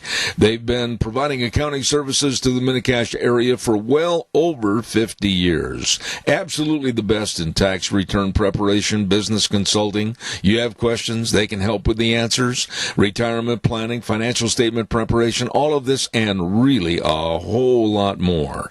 Offices at 1710 Overland in Burley and 620 Fifth Street in Rupert. The best, the professionals. Phillips, Oaks, Goodwin, Crane, and Company. And right now, here's Gina with the weather. Another nice day here in the valley as we are slowly making our way towards the weekend, and this high-pressure system that we have is going to be sticking around at least through the weekend. For today, we're looking at sunny skies, high of about 59. Winds are going to be out of the west-northwest at about 6 miles an hour. Tonight, mostly clear skies with a low of 29. Tomorrow, another nice one, sunny skies, high of 55 with an overnight low of 30. By Friday, sunny skies and 60 with an overnight low of 31. 62 for Saturday. And then looks like 58 for Sunday. Veterans Day Monday, sunny skies and 53. That's a look at your weather forecast for Zebedee. I appreciate it, Gina. Thank you. And brought to you by the professionals serving you, your family, and your business. Phillips, Oaks, Goodwin, Crane, and Company, with offices in Burley and Rupert. Calls are welcome. 436-2244, 1-866-927-4587. Give me a call. Did you hear about Jane Fonda? This story is, the left, they're comprised of a bunch of absolute lunatics. Lunatics, of which we have some living here in Magic Valley. Well, she is so convinced about climate change. And she's such an advocate that we all need to just stop what we're doing and go live under a rock. She comes out and she says, I want to be arrested. I want to be arrested protesting our government and their lack of doing anything about climate change. And she's been arrested 4 times in the last, I think, 4 or 5 weeks. Good. Leave her in the hokey.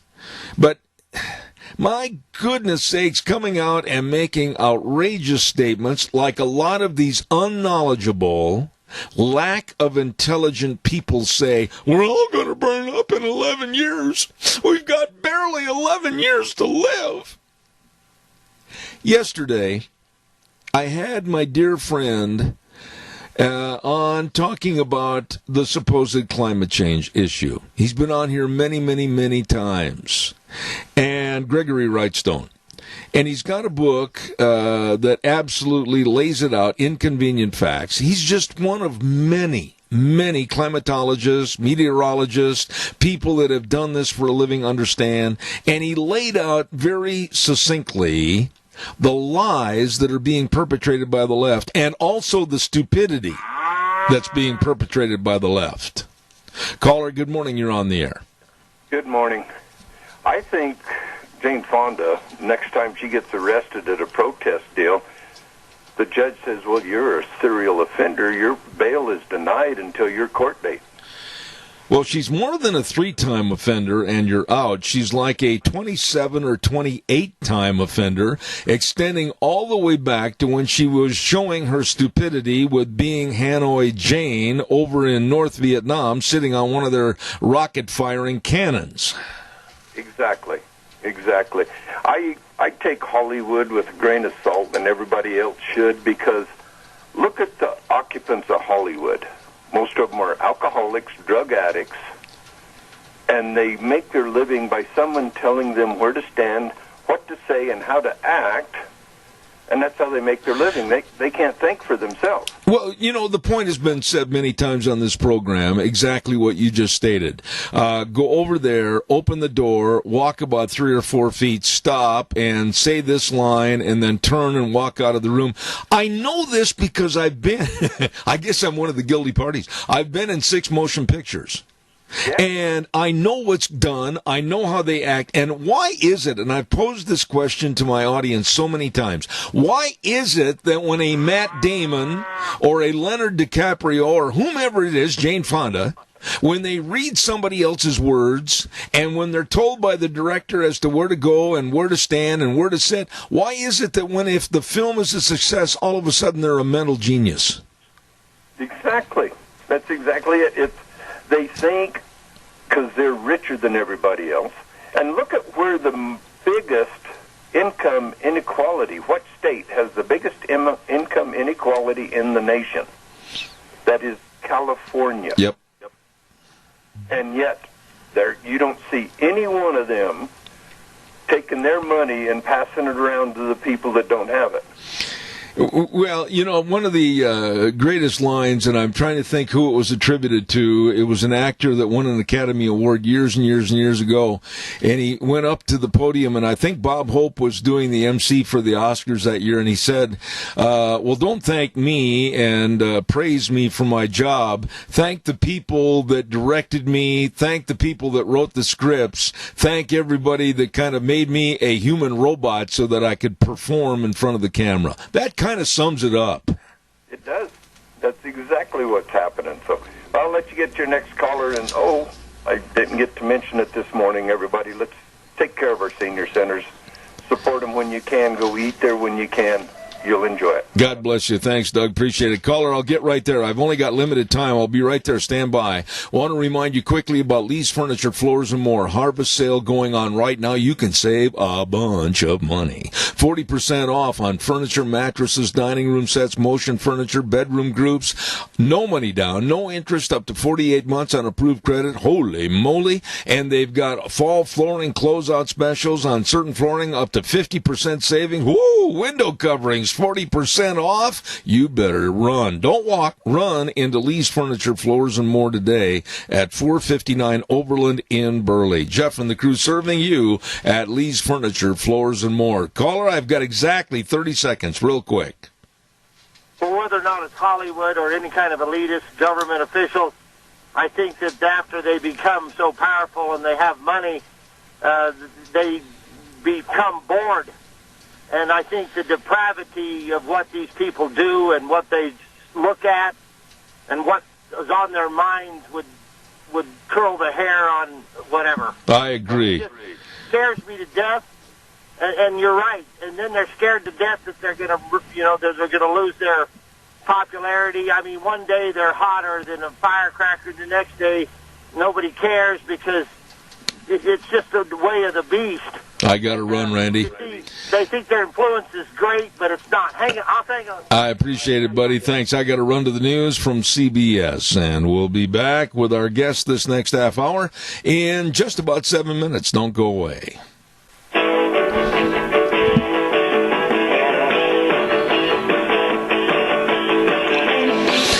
Good morning, good Wednesday, November the 6th. Up at the ranch, and thanks for tuning us in. We're brought to you by our major sponsor, your Magic Valley Les Schwab Tire Centers. All 7 locations with all the tires that you need for your vehicles for safe driving. Stop in and see them today, your Magic Valley Les Schwab Tire Centers. And, of course, great advertisers like Burley Physical Therapy and Rehabilitation at 1263 Bennett Avenue, Suite 2 in Burley, helping you get back to being you. And our friends at Greystone Crossing, Independent Senior Living at 1221 21st Street in Hayburn. Seniors living the good life with friends. Before we go to our guest, I've got a lot of things to take care of, one of which I want to remind you about Lennox and, of course, the iComfort Wi-Fi thermostat from Lennox, featuring remote control access so you can adjust your home's temperature from anywhere, any place. That's right. Ramsey Heating and Electric and Lennox offering up to $1,600 in rebates on a new system. Make yourself comfy. Call Ramsey Heating and Electric today at 678-0459. Oh, and by the way, I quickly want to take care of this because there's going to be a big sale, and it's going to be managed by the Bennett Boys Auction Service. It's going to be this next Saturday, November 9th at 11 o'clock over in Gooding at 428 Orchard in Gooding. It's the Chuck Gardner Estate Auction. Vehicles like a 2008 GMC pickup and a PT Cruiser, shop equipment, tools. They're going to have lots of furniture, entertainment entertainment centers, gun cabinets, pool tables, patio items, all of this and more at this sale, the Chuck Gardner Estate Auction Sale, 11 o'clock Saturday morning, coming up this November 9th, and it's in Gooding at 428 Orchard, managed by, of course, the Bennett Boys Auction Service. No sale too big, no sale too small. The Bennett Boys, yep, they sell them all, absolutely.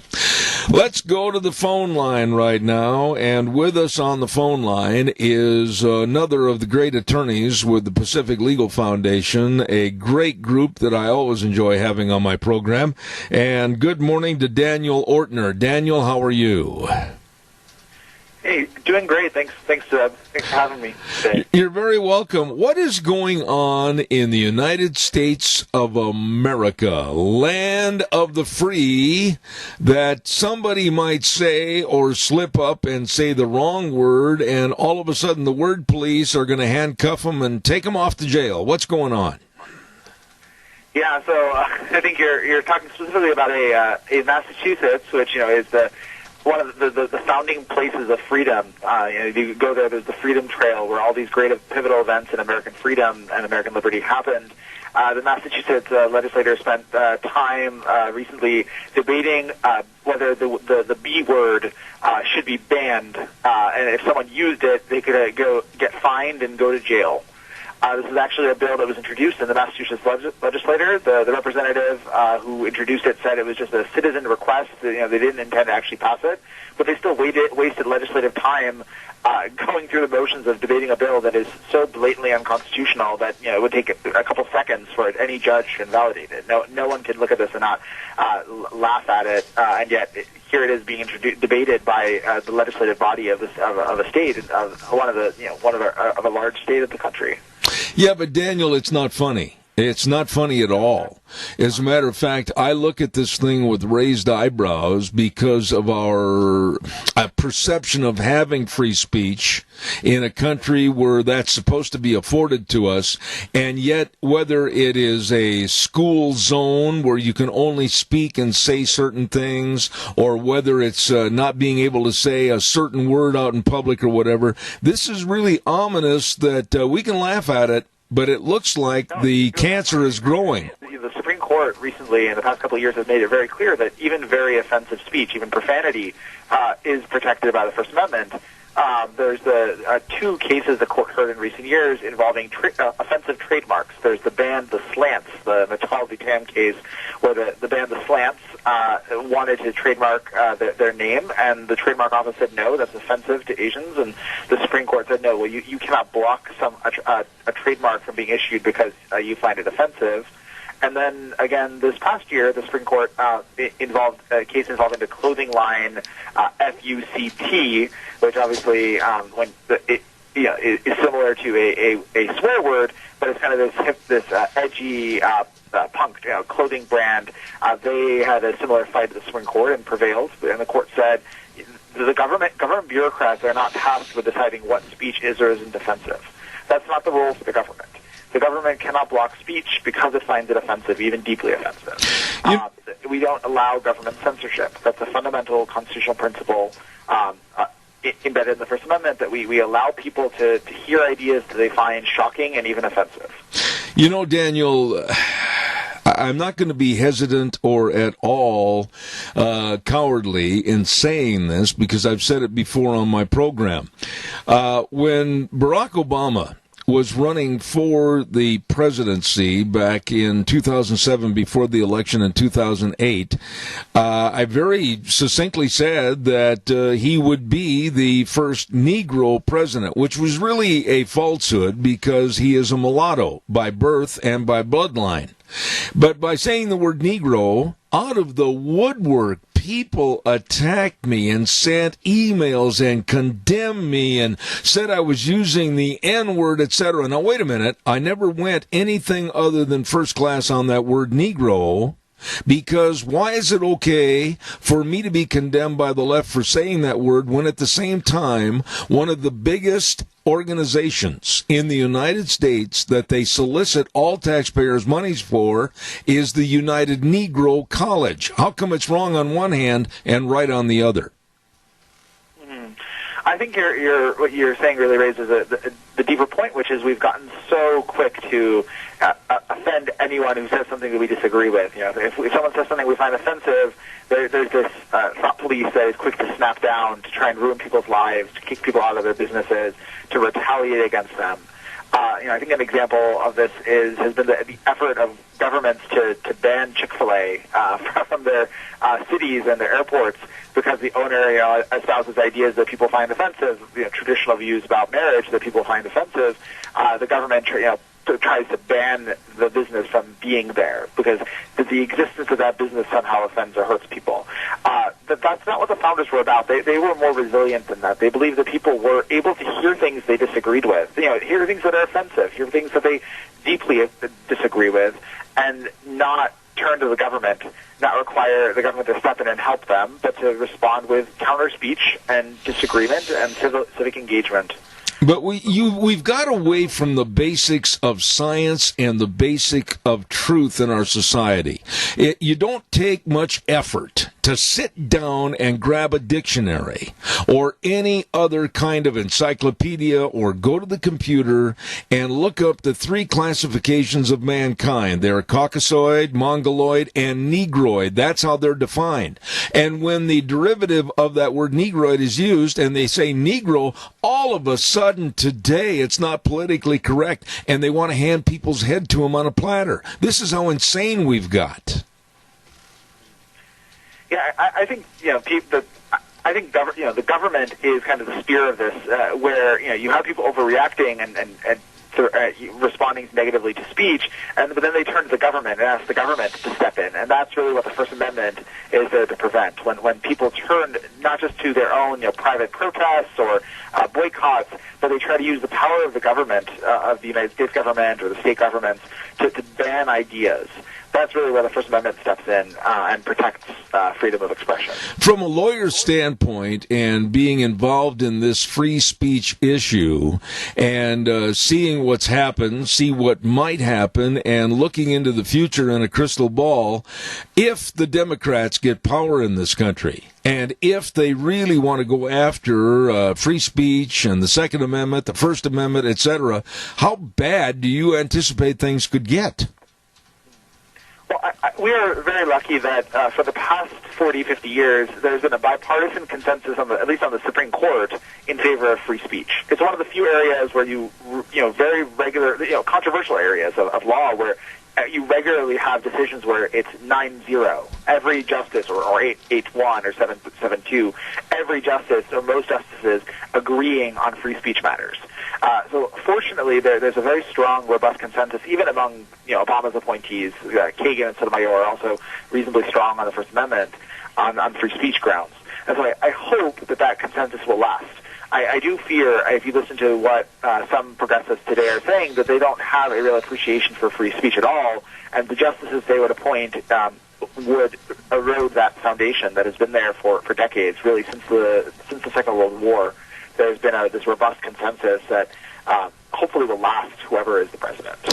I want to go back to the colleges for a minute, if I could, Daniel, because I believe that we're raising a nation of wusses, a nation of people that won't stand up for themselves, a nation of people that won't point to the Constitution and say, back off, Jack, you're not going to tell me what I can and can't say, because of like free speech zones, you can't say this until you stand over by an oak tree someplace.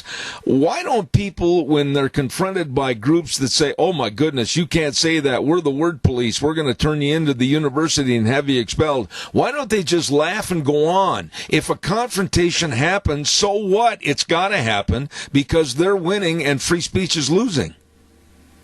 Yeah, I think that's right. There's an excellent book, The Coddling of the American Mind, that I recommend to anyone who's interested in this topic about why campus speech, why students today, this generation, are so unwilling to hear ideas they disagree with. And I think it's because we really have coddled the youth to think that if you hear something that you disagree with, you have to shut it down. You can't coexist. You can't listen to things that you disagree with, or it's going to harm your personhood. And those ideas are dangerous ultimately. And on campus is really where we're seeing a lot of the battleground over this. fortunately, I think that people are waking up. Some states are passing free speech protection laws for university campuses.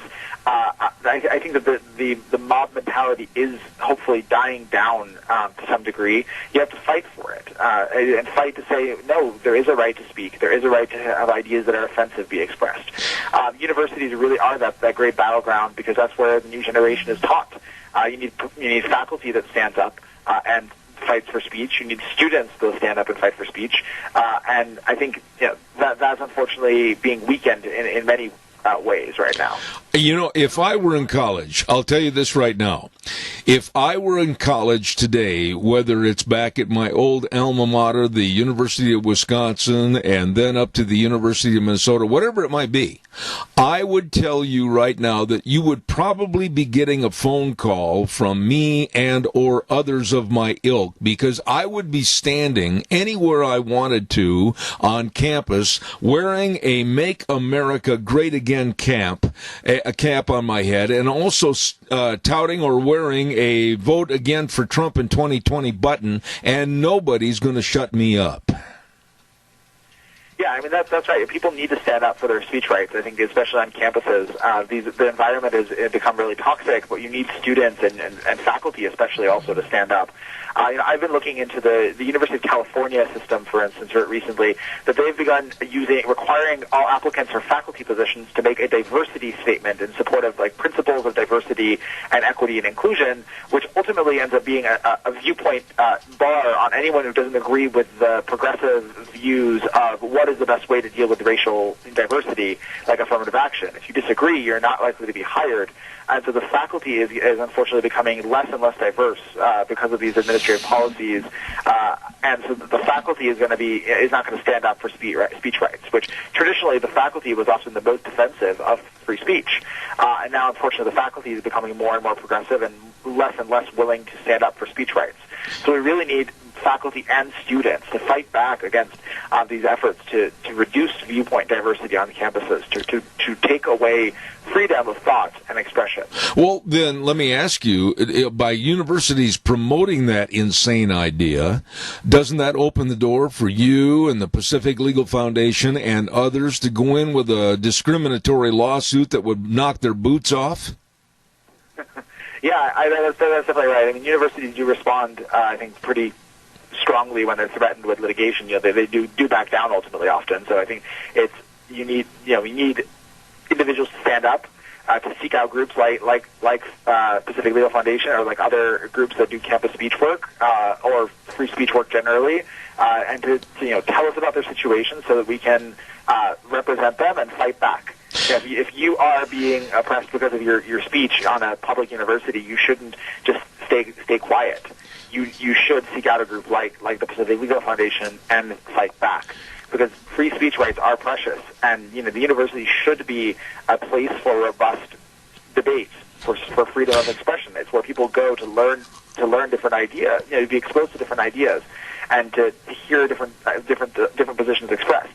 And so we need to fight for that. And then, if anyone's listening who's in that position, they should reach out to us or to other groups like us, but so we can help you fight back. Let me ask you this. Let me give you this scenario and respond to this.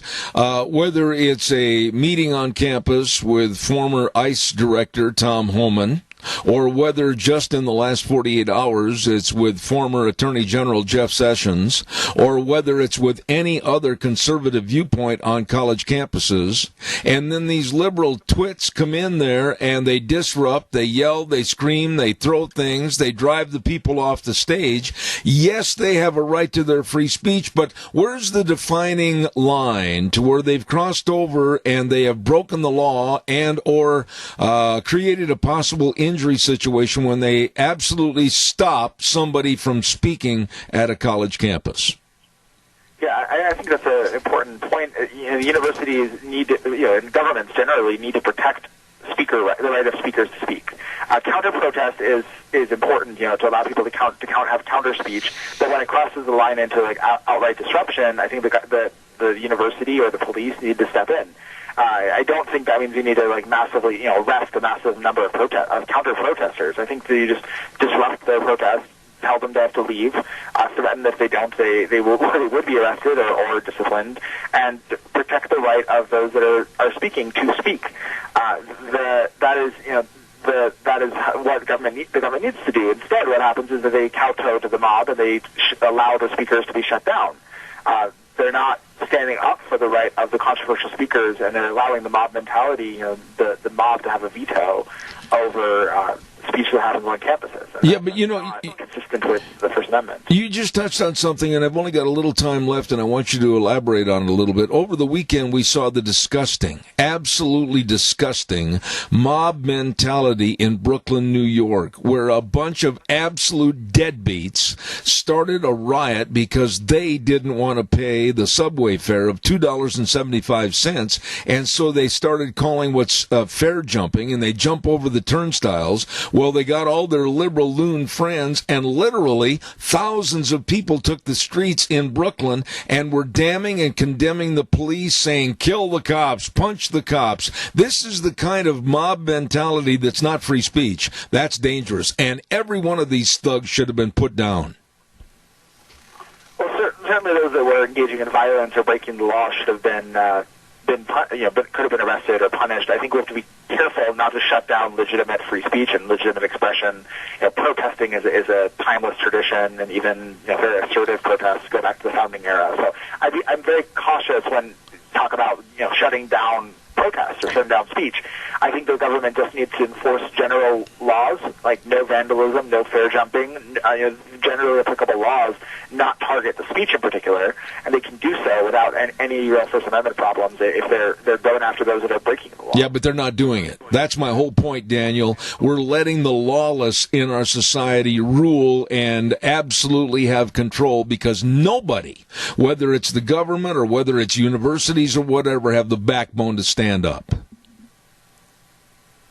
Yeah, I think that there has to be, you have to stop violence, riots, that kind of dangerous activity. You have to be permissive, though, to some degree of free speech.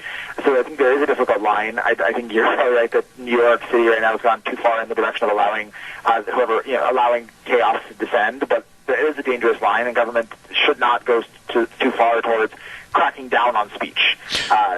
We do not want to see what's happening in Hong Kong happening here, where the government, police officers on the street beating up peaceful protesters. No, and then I think that is, we have to avoid that first and foremost, I think. No, I agree with you, but then we also have elected officials like the very stupid and inept Alexandria Ocasio-Cortez standing there and saluting the mobsters and praising them for condemning, damning, and spitting on the police. That's insane.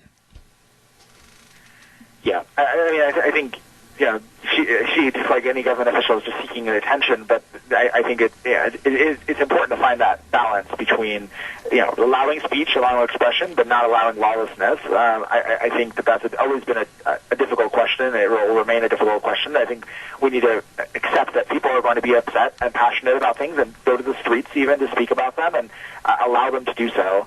Even while preserving the peace. I'm out of time, and I can imagine where you're sitting right now. You're going, oh, good. Thanks, Daniel, for being on the program. How can people follow this story and others with the Pacific Legal Foundation? Yeah, PacificLegal.org is our website. We have all of our cases. We've had 12 wins at the Supreme Court, fighting for liberty all across the country. Come to PacificLegal.org. You can learn more about our cases. Reach out to us if you are in a similar situation on campus or elsewhere where your rights are being infringed upon, your speech rights, your property rights. Come reach out to us and fight back against the government. Absolutely. Thank you for being on the program this morning.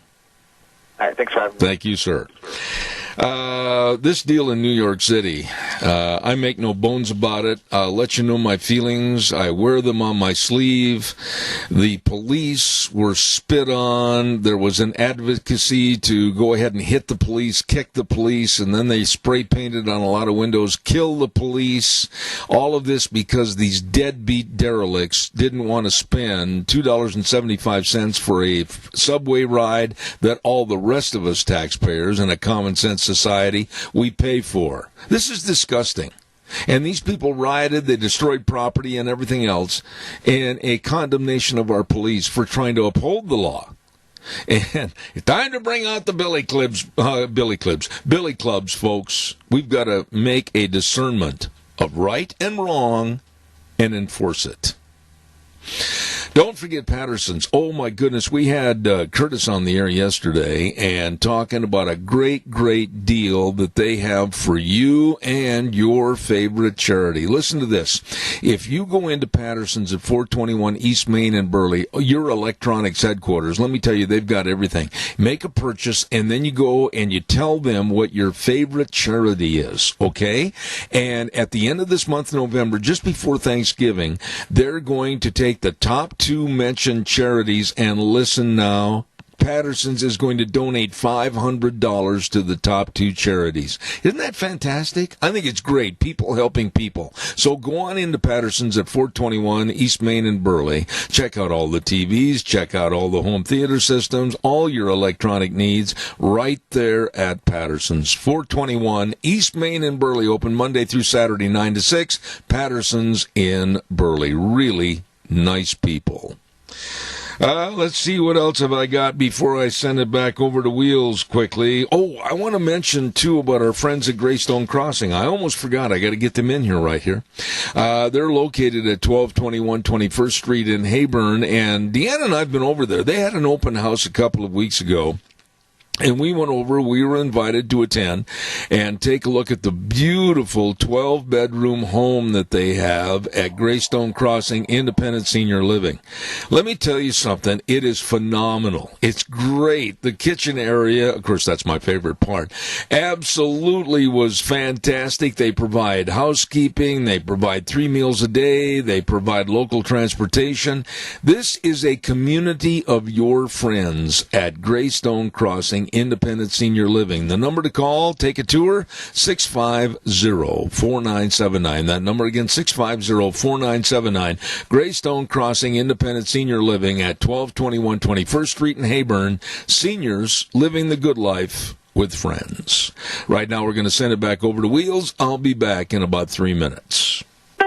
And now, back to Zeb at the Ranch on AM 1230 KBAR. To reach Zeb, call 436-2244 or toll free 1-866-927-4587. And now, here is Zeb Bell. Oh, I've got a couple of quick notes before we get our guest on the line for this half hour. I want you to remind yourself that you need to build your financial security and future. How can you do that? You can create your security bank through silver purchases with 7K metals. We had these folks on the air with us yesterday, and I absolutely urge you to find out more. Find out more about investing in your financial security and wealth protection, and it's a savings opportunity for you and a valued treasure for your loved ones. 7K metals. Get a hold of my friends today. Tell them Zeb sent you. Call Lon Hardy at 312-8699 or Sharon Wilmot at 430-3259. Remember, 7K metals, and help yourself build your financial security. Also, a quick note, too, about Ramsey Heating and Electric and Lennox. I want you to be aware of the iComfort Wi-Fi thermostat from Lennox, featuring remote control access, so you can adjust your home's temperature from anywhere, anyplace. That makes a perfect complement to your home. Right now, Ramsey Heating and Electric and Lennox offering up to $1,600 in rebates on a new home comfort system.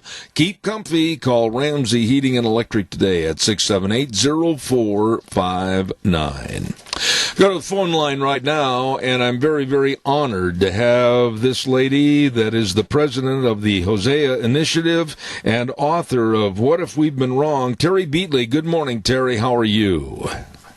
Hey, good morning. Glad to be on your show. Well, it's my pleasure.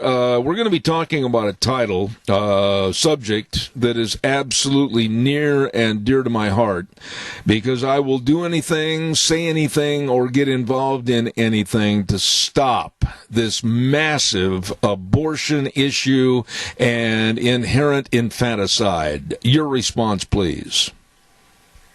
Well, everybody needs to be thinking exactly that. And what I like to say is righteousness exalts a nation. Well, if anybody's thinking that America is a righteous nation after we have lied to women for 40-some years that abortion is a reproductive right, that they're duped. And so if righteousness exalts a nation, we must return to being a righteous nation, because the Lord hates the shedding of innocent blood. Terry, where did we and how did we get to the point we are today? I mean, abortion and the killing of millions upon millions of babies, and now, as of recent, we're even hearing stories about where babies are born, full-term babies, put on a gurney and left to expire on a gurney in a closet. This isn't the America that I was born and raised in. No, it's not, and me either. What's happened is, I mean, really, when you think about it, it's, the evil one comes to kill, deceive, and destroy, and that is exactly what's happened. Americans must understand that abortion is a satanic sacrifice. That is well documented. It's the shedding of innocent blood. And so what happened was the Supreme Court was duped, of course, in the Roe v. Wade case, but they were duped to a large degree due to what the founders of the National Association for the Repeal of Abortion Law and its lawyers, the misinformation they fed the Supreme Court. One of their leaders was Dr. Bernard Nathanson, who identified himself as the keeper of the abortion industry keys. He knew where all the lies were, all the propaganda. And Dr. Nathanson, after he had aborted, was personally responsible for the death of 75,000 babies. He saw the baby for the first time on real-time ultrasound, converted to the pro-life side, and exposed all of the propaganda that he used as his title back then that he had been given was America's Abortion King. So he deceived the legislators, many judges, doctors, clergy, the media for sure. He used and manipulated the media, and he admits to all of this. And so it's been complete deception and propaganda, and we have to get this rectified. Abortion is not health care. Abortion always kills at least one human being. I'm sitting here and I look at this subject and I hear many people come on my program and we talk about this.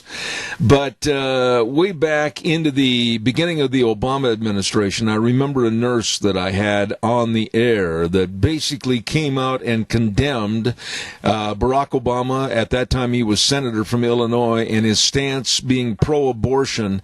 And she was absolutely sickened to grief and remorse of having to make a choice about her career as a nurse or leave because of the abortion issue. Why aren't more people ready to stand up and be counted when it comes to abortion and the killing of these babies? I mean, I guess it's twofold. One is fear. Part of it is fear. They're going to quit their job, and you just take the nurse's example. Would she be able to find another job, another place? I mean, that's the first thing that comes to my mind, fear. I mean, clearly, if somebody knows it's a baby, they know it's wrong. What holds anybody back? But fear of retribution, financial fear. Why does a pastor not preach behind the pulpit? Yes. Why is it only 2.8% of pastors preaching against abortion? And why aren't more churches helping young, scared women, Terry, right there, I'm going to interrupt you. Terry, man is a snare. We know that. Terry, let me interrupt you just for a second, if I can. Claiming that they're pro-life, but then even when they get to D.C., they get their $180,000 a year cushy job, and then they have all the perks and all that, and a lot of those people no longer really stand up for the dignity of human life. But and we know why young women get abortions. I mean, the young women today, they know it's a baby. Most of them do know, but they're afraid. They're afraid that they're going to lose their future. They're afraid they're going to lose their hopes and dreams. And our job is to help those young women to see that no, they won't. They're not going to lose their hopes and dreams. They may be a little bit different, but we have to show that there are better alternatives than killing people. Yes. Okay? We have to show that. We have to love them with that truth. You know, Terry, I didn't mean to interrupt a moment ago, but I want to make this point, and I want you to elaborate on it. I have been, since last Christmas season, I have been on my radio program railing about ministers and pastors of all denominations. They need to do so much more. They should do so much more, and they are obligated to do so much more to help create a better community, a more moral community, but they weaken because they're afraid standing behind the pulpit. How do we change that? We get two things, and we actually do this at Jose Initiative. We hold seminars for pastors. You know, my goal, particularly in 2020, is to hold these regionally in multiple different states to get the pastors educated in how we got duped. Because the problem is there's so many pastors, they may graduate from a seminary, but they have not had proper training in why worldview matters. They may understand, per se, the Christian faith, but they have not been trained in what is Marxism, what is socialism, and what are those fundamental planks of Marxism, and they have not been trained in the history of how this nation ended up embracing Malthusian philosophy, which is all about population control. And nor do they understand, I don't believe they do, so many, that they do not understand that, from Martin Luther all the way until Margaret Sanger, Martin Luther until Margaret Sanger, Protestants and Catholics were lock, stock, and barrel about contraception.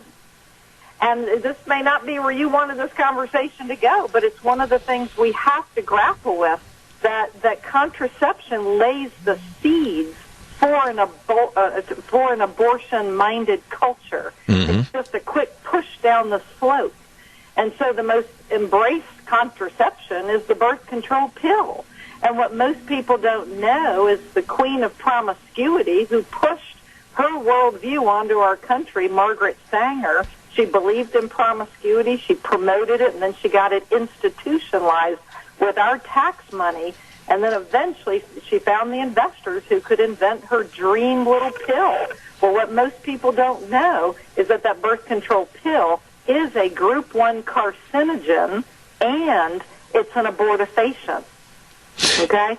So that's what we do, is we teach pastors the history of all this, and then we get out and we teach the laity. So I think the key part here is to get the public educated. And I think the more that pastors know, they need to be articulate in the lies and the misconceptions behind Roe v. Wade, the 6 erroneous assumptions the Roe v. Wade court made. If a pastor doesn't know those erroneous assumptions, he doesn't know how to preach against abortion or even to expose what needs to be exposed, how the Supreme Court got this wrong. That could be a sermon 2 or 3 all right there. He needs to understand the history of how we embrace Malthusian philosophy, and they don't learn this in seminary, and you have to really make a concerted effort to understand the history of all this. You know, Terry, I've got about maybe 7 or 8 minutes left at the max, and then I'm going to have to curtail our conversation, so I want to really rifle my approach from this point on. We have a major problem with the partisan politics in this country, Republican, conservative, and liberal left Democrats. It seems like one of the mantras of the liberal left is to support abortion and to support these issues, and I just hope and pray that they do not get in power in 2020. What are your thoughts? Well, yeah, I pray to God that will not happen as well. And I think what people need to understand, and I've talked a lot about this, at least 81% of the time, politicians will vote for bills in favor of their political party platform. Okay, that's a really, really important statistic, because if politicians vote for bills 81% of the time in favor of their political party platform, wouldn't you think it's important for voters to understand what's inside that political party platform? So you can almost cut your TV off and all this other stuff and just study the political party platform. That's number one. Number two, we know that if you value your personal property, if you value the money that you make and you want to keep, as low as possible the amount you pay to the government in the form of taxes, well, one of the best indicators of protection for your personal property and protection for what you earn, it's whether or not a politician is willing to protect innocent life in the womb. That's one of the best indicators. So I'd like to put that out there, that voters must stop identifying per se with a political party, take a step back and learn what's in the two political party platforms. If you think big government, and if you think the government has the right to dehumanize certain brackets of people, well, let me tell you something. The Democrat Party is for you. But if you believe in small government, if you believe in low taxes, if you believe in the dignity and the value of all human life, that's only found right now inside the Republican Party platform. The Democrat Party is not the party it was 50 years ago. That's right. And here's the other big thing, and I'll try to say this before we run out of time. If you value parental rights, you have to understand that when these politicians get sold out to the abortion industry and this whole thing about women's reproductive rights, which is a bunch of hogwash, and if we put those kind of people in power in the United States Senate, they can eviscerate your parental rights with 2/3 of the vote inside the U.S. Senate, whoever happens to be there that day when they vote on an international treaty like the United Nations Convention on the Rights of the Child Treaty, and with a liberal president's signature, with 2/3 of the Senate vote and a president who'd be willing to sell out America, has nothing to do with the House of Representatives, and all this is under Article 6 of the Constitution. Your parental rights are completely eviscerated under these international treaties, and you will have sacrificed your parental rights on the altar of choice. And we, as Americans, I believe this, that if more people were educated about what's at risk, they would stop voting for the Democrat Party's platform. It's game over. But the problem is not enough people are educated and not enough people are willing to reach across, maybe visit people who don't even who aren't even in your spheres of influence per se, or they don't hang out with you. Love other people with the truth. Give them the facts so that they understand that they're really not a Democrat. They're really not. They are patriots. They want liberty. They want opportunity for their families. They want financial independence. They want freedom. They want their parental rights. And nobody feels good about abortion. Nobody does. And if they just learned how the entire industry of abortion, of killing babies, mind you, we now have a whole secondary industry of selling these little babies' body parts, it's game over. But there are too many people still walking in darkness. And we've got to awaken the pastors. So if there's anybody listening, you want to invite me into your state, in your region, we hold pastoral conferences, and get the pastors up to date on these issues. So from the pulpit, they can speak the truth, and the people will respond. Absolutely. Boy, that was very articulate and very well said. Terry, quickly tell us about a great big event that's coming up on December the 8th in Washington, D.C. called Life is Beautiful. Explain that a little bit. Yes, that's our debut, our first Life is Beautiful Gala. It's happening on the evening of Sunday, December 8th. In Washington, D.C., you can find all the information on the website. It's Hosea, just like the book in the Bible, HOSEA, the number 4, YOU.org. So Hosea4U.org. We're going to be honoring a very important person who has unequivocally lifted up his voice like a trumpet, just like it said in the book of Isaiah 58:1, raise your voice like a trumpet. We're honoring the courage this person has shown in defending the dignity of human life in the womb, innocent human life. This person has shown the same level of courage that Dr. Bernard Nathanson, the father of America's industry of abortion, who did a complete 180, He bonded with that baby in the womb in the same year that he celebrated Rosie Wade when he saw the baby on real-time ultrasound. And so he did a complete 180. He showed humility. He admitted that he had this whole thing wrong, the entire industry that he unleashed on America. It's all based on lies and propaganda. And he showed tremendous courage to admit it, and he spent the rest of his life until 2011 fighting for the truth, fighting for the dignity of human life. So on December 8th, which happens to be the same day that Dr. Nathanson was baptized back in 1996, after he admitted all of his crimes against humanity and turned from his wicked ways to the Lord, we are celebrating and honoring a very important person with the first Dr. Bernard Nathanson Courageous Witness for Life Award. And we want you there. This beautiful room holds 600 people. We have Mike Lindell, the CEO, founder of My Pillow. He is emceeing the event. We have U.S. Senator Kevin Kramer from North Dakota. He's our honorary gala chairman. We've got Dr. Sebastian Gorka. He'll be there. A bunch of people. Kevin Sorbo, the actor in God's Not Dead. Just lots of people. And believe me, this is going to be, we're drawing a line in the sand saying, Margaret Sanger and your culture of death, your century is over.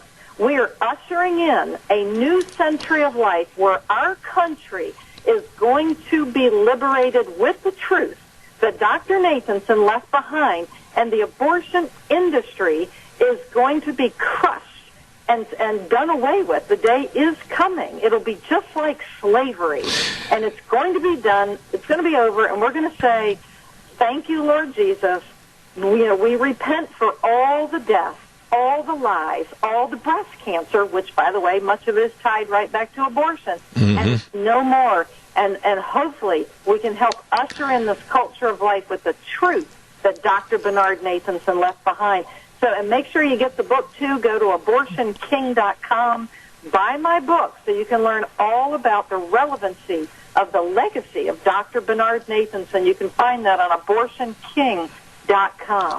Wow, Terry, I've got to have you back. I hope you'll consent to coming back in the future. Her name is Terry Beatley. God bless you. I hope the event is fantastic.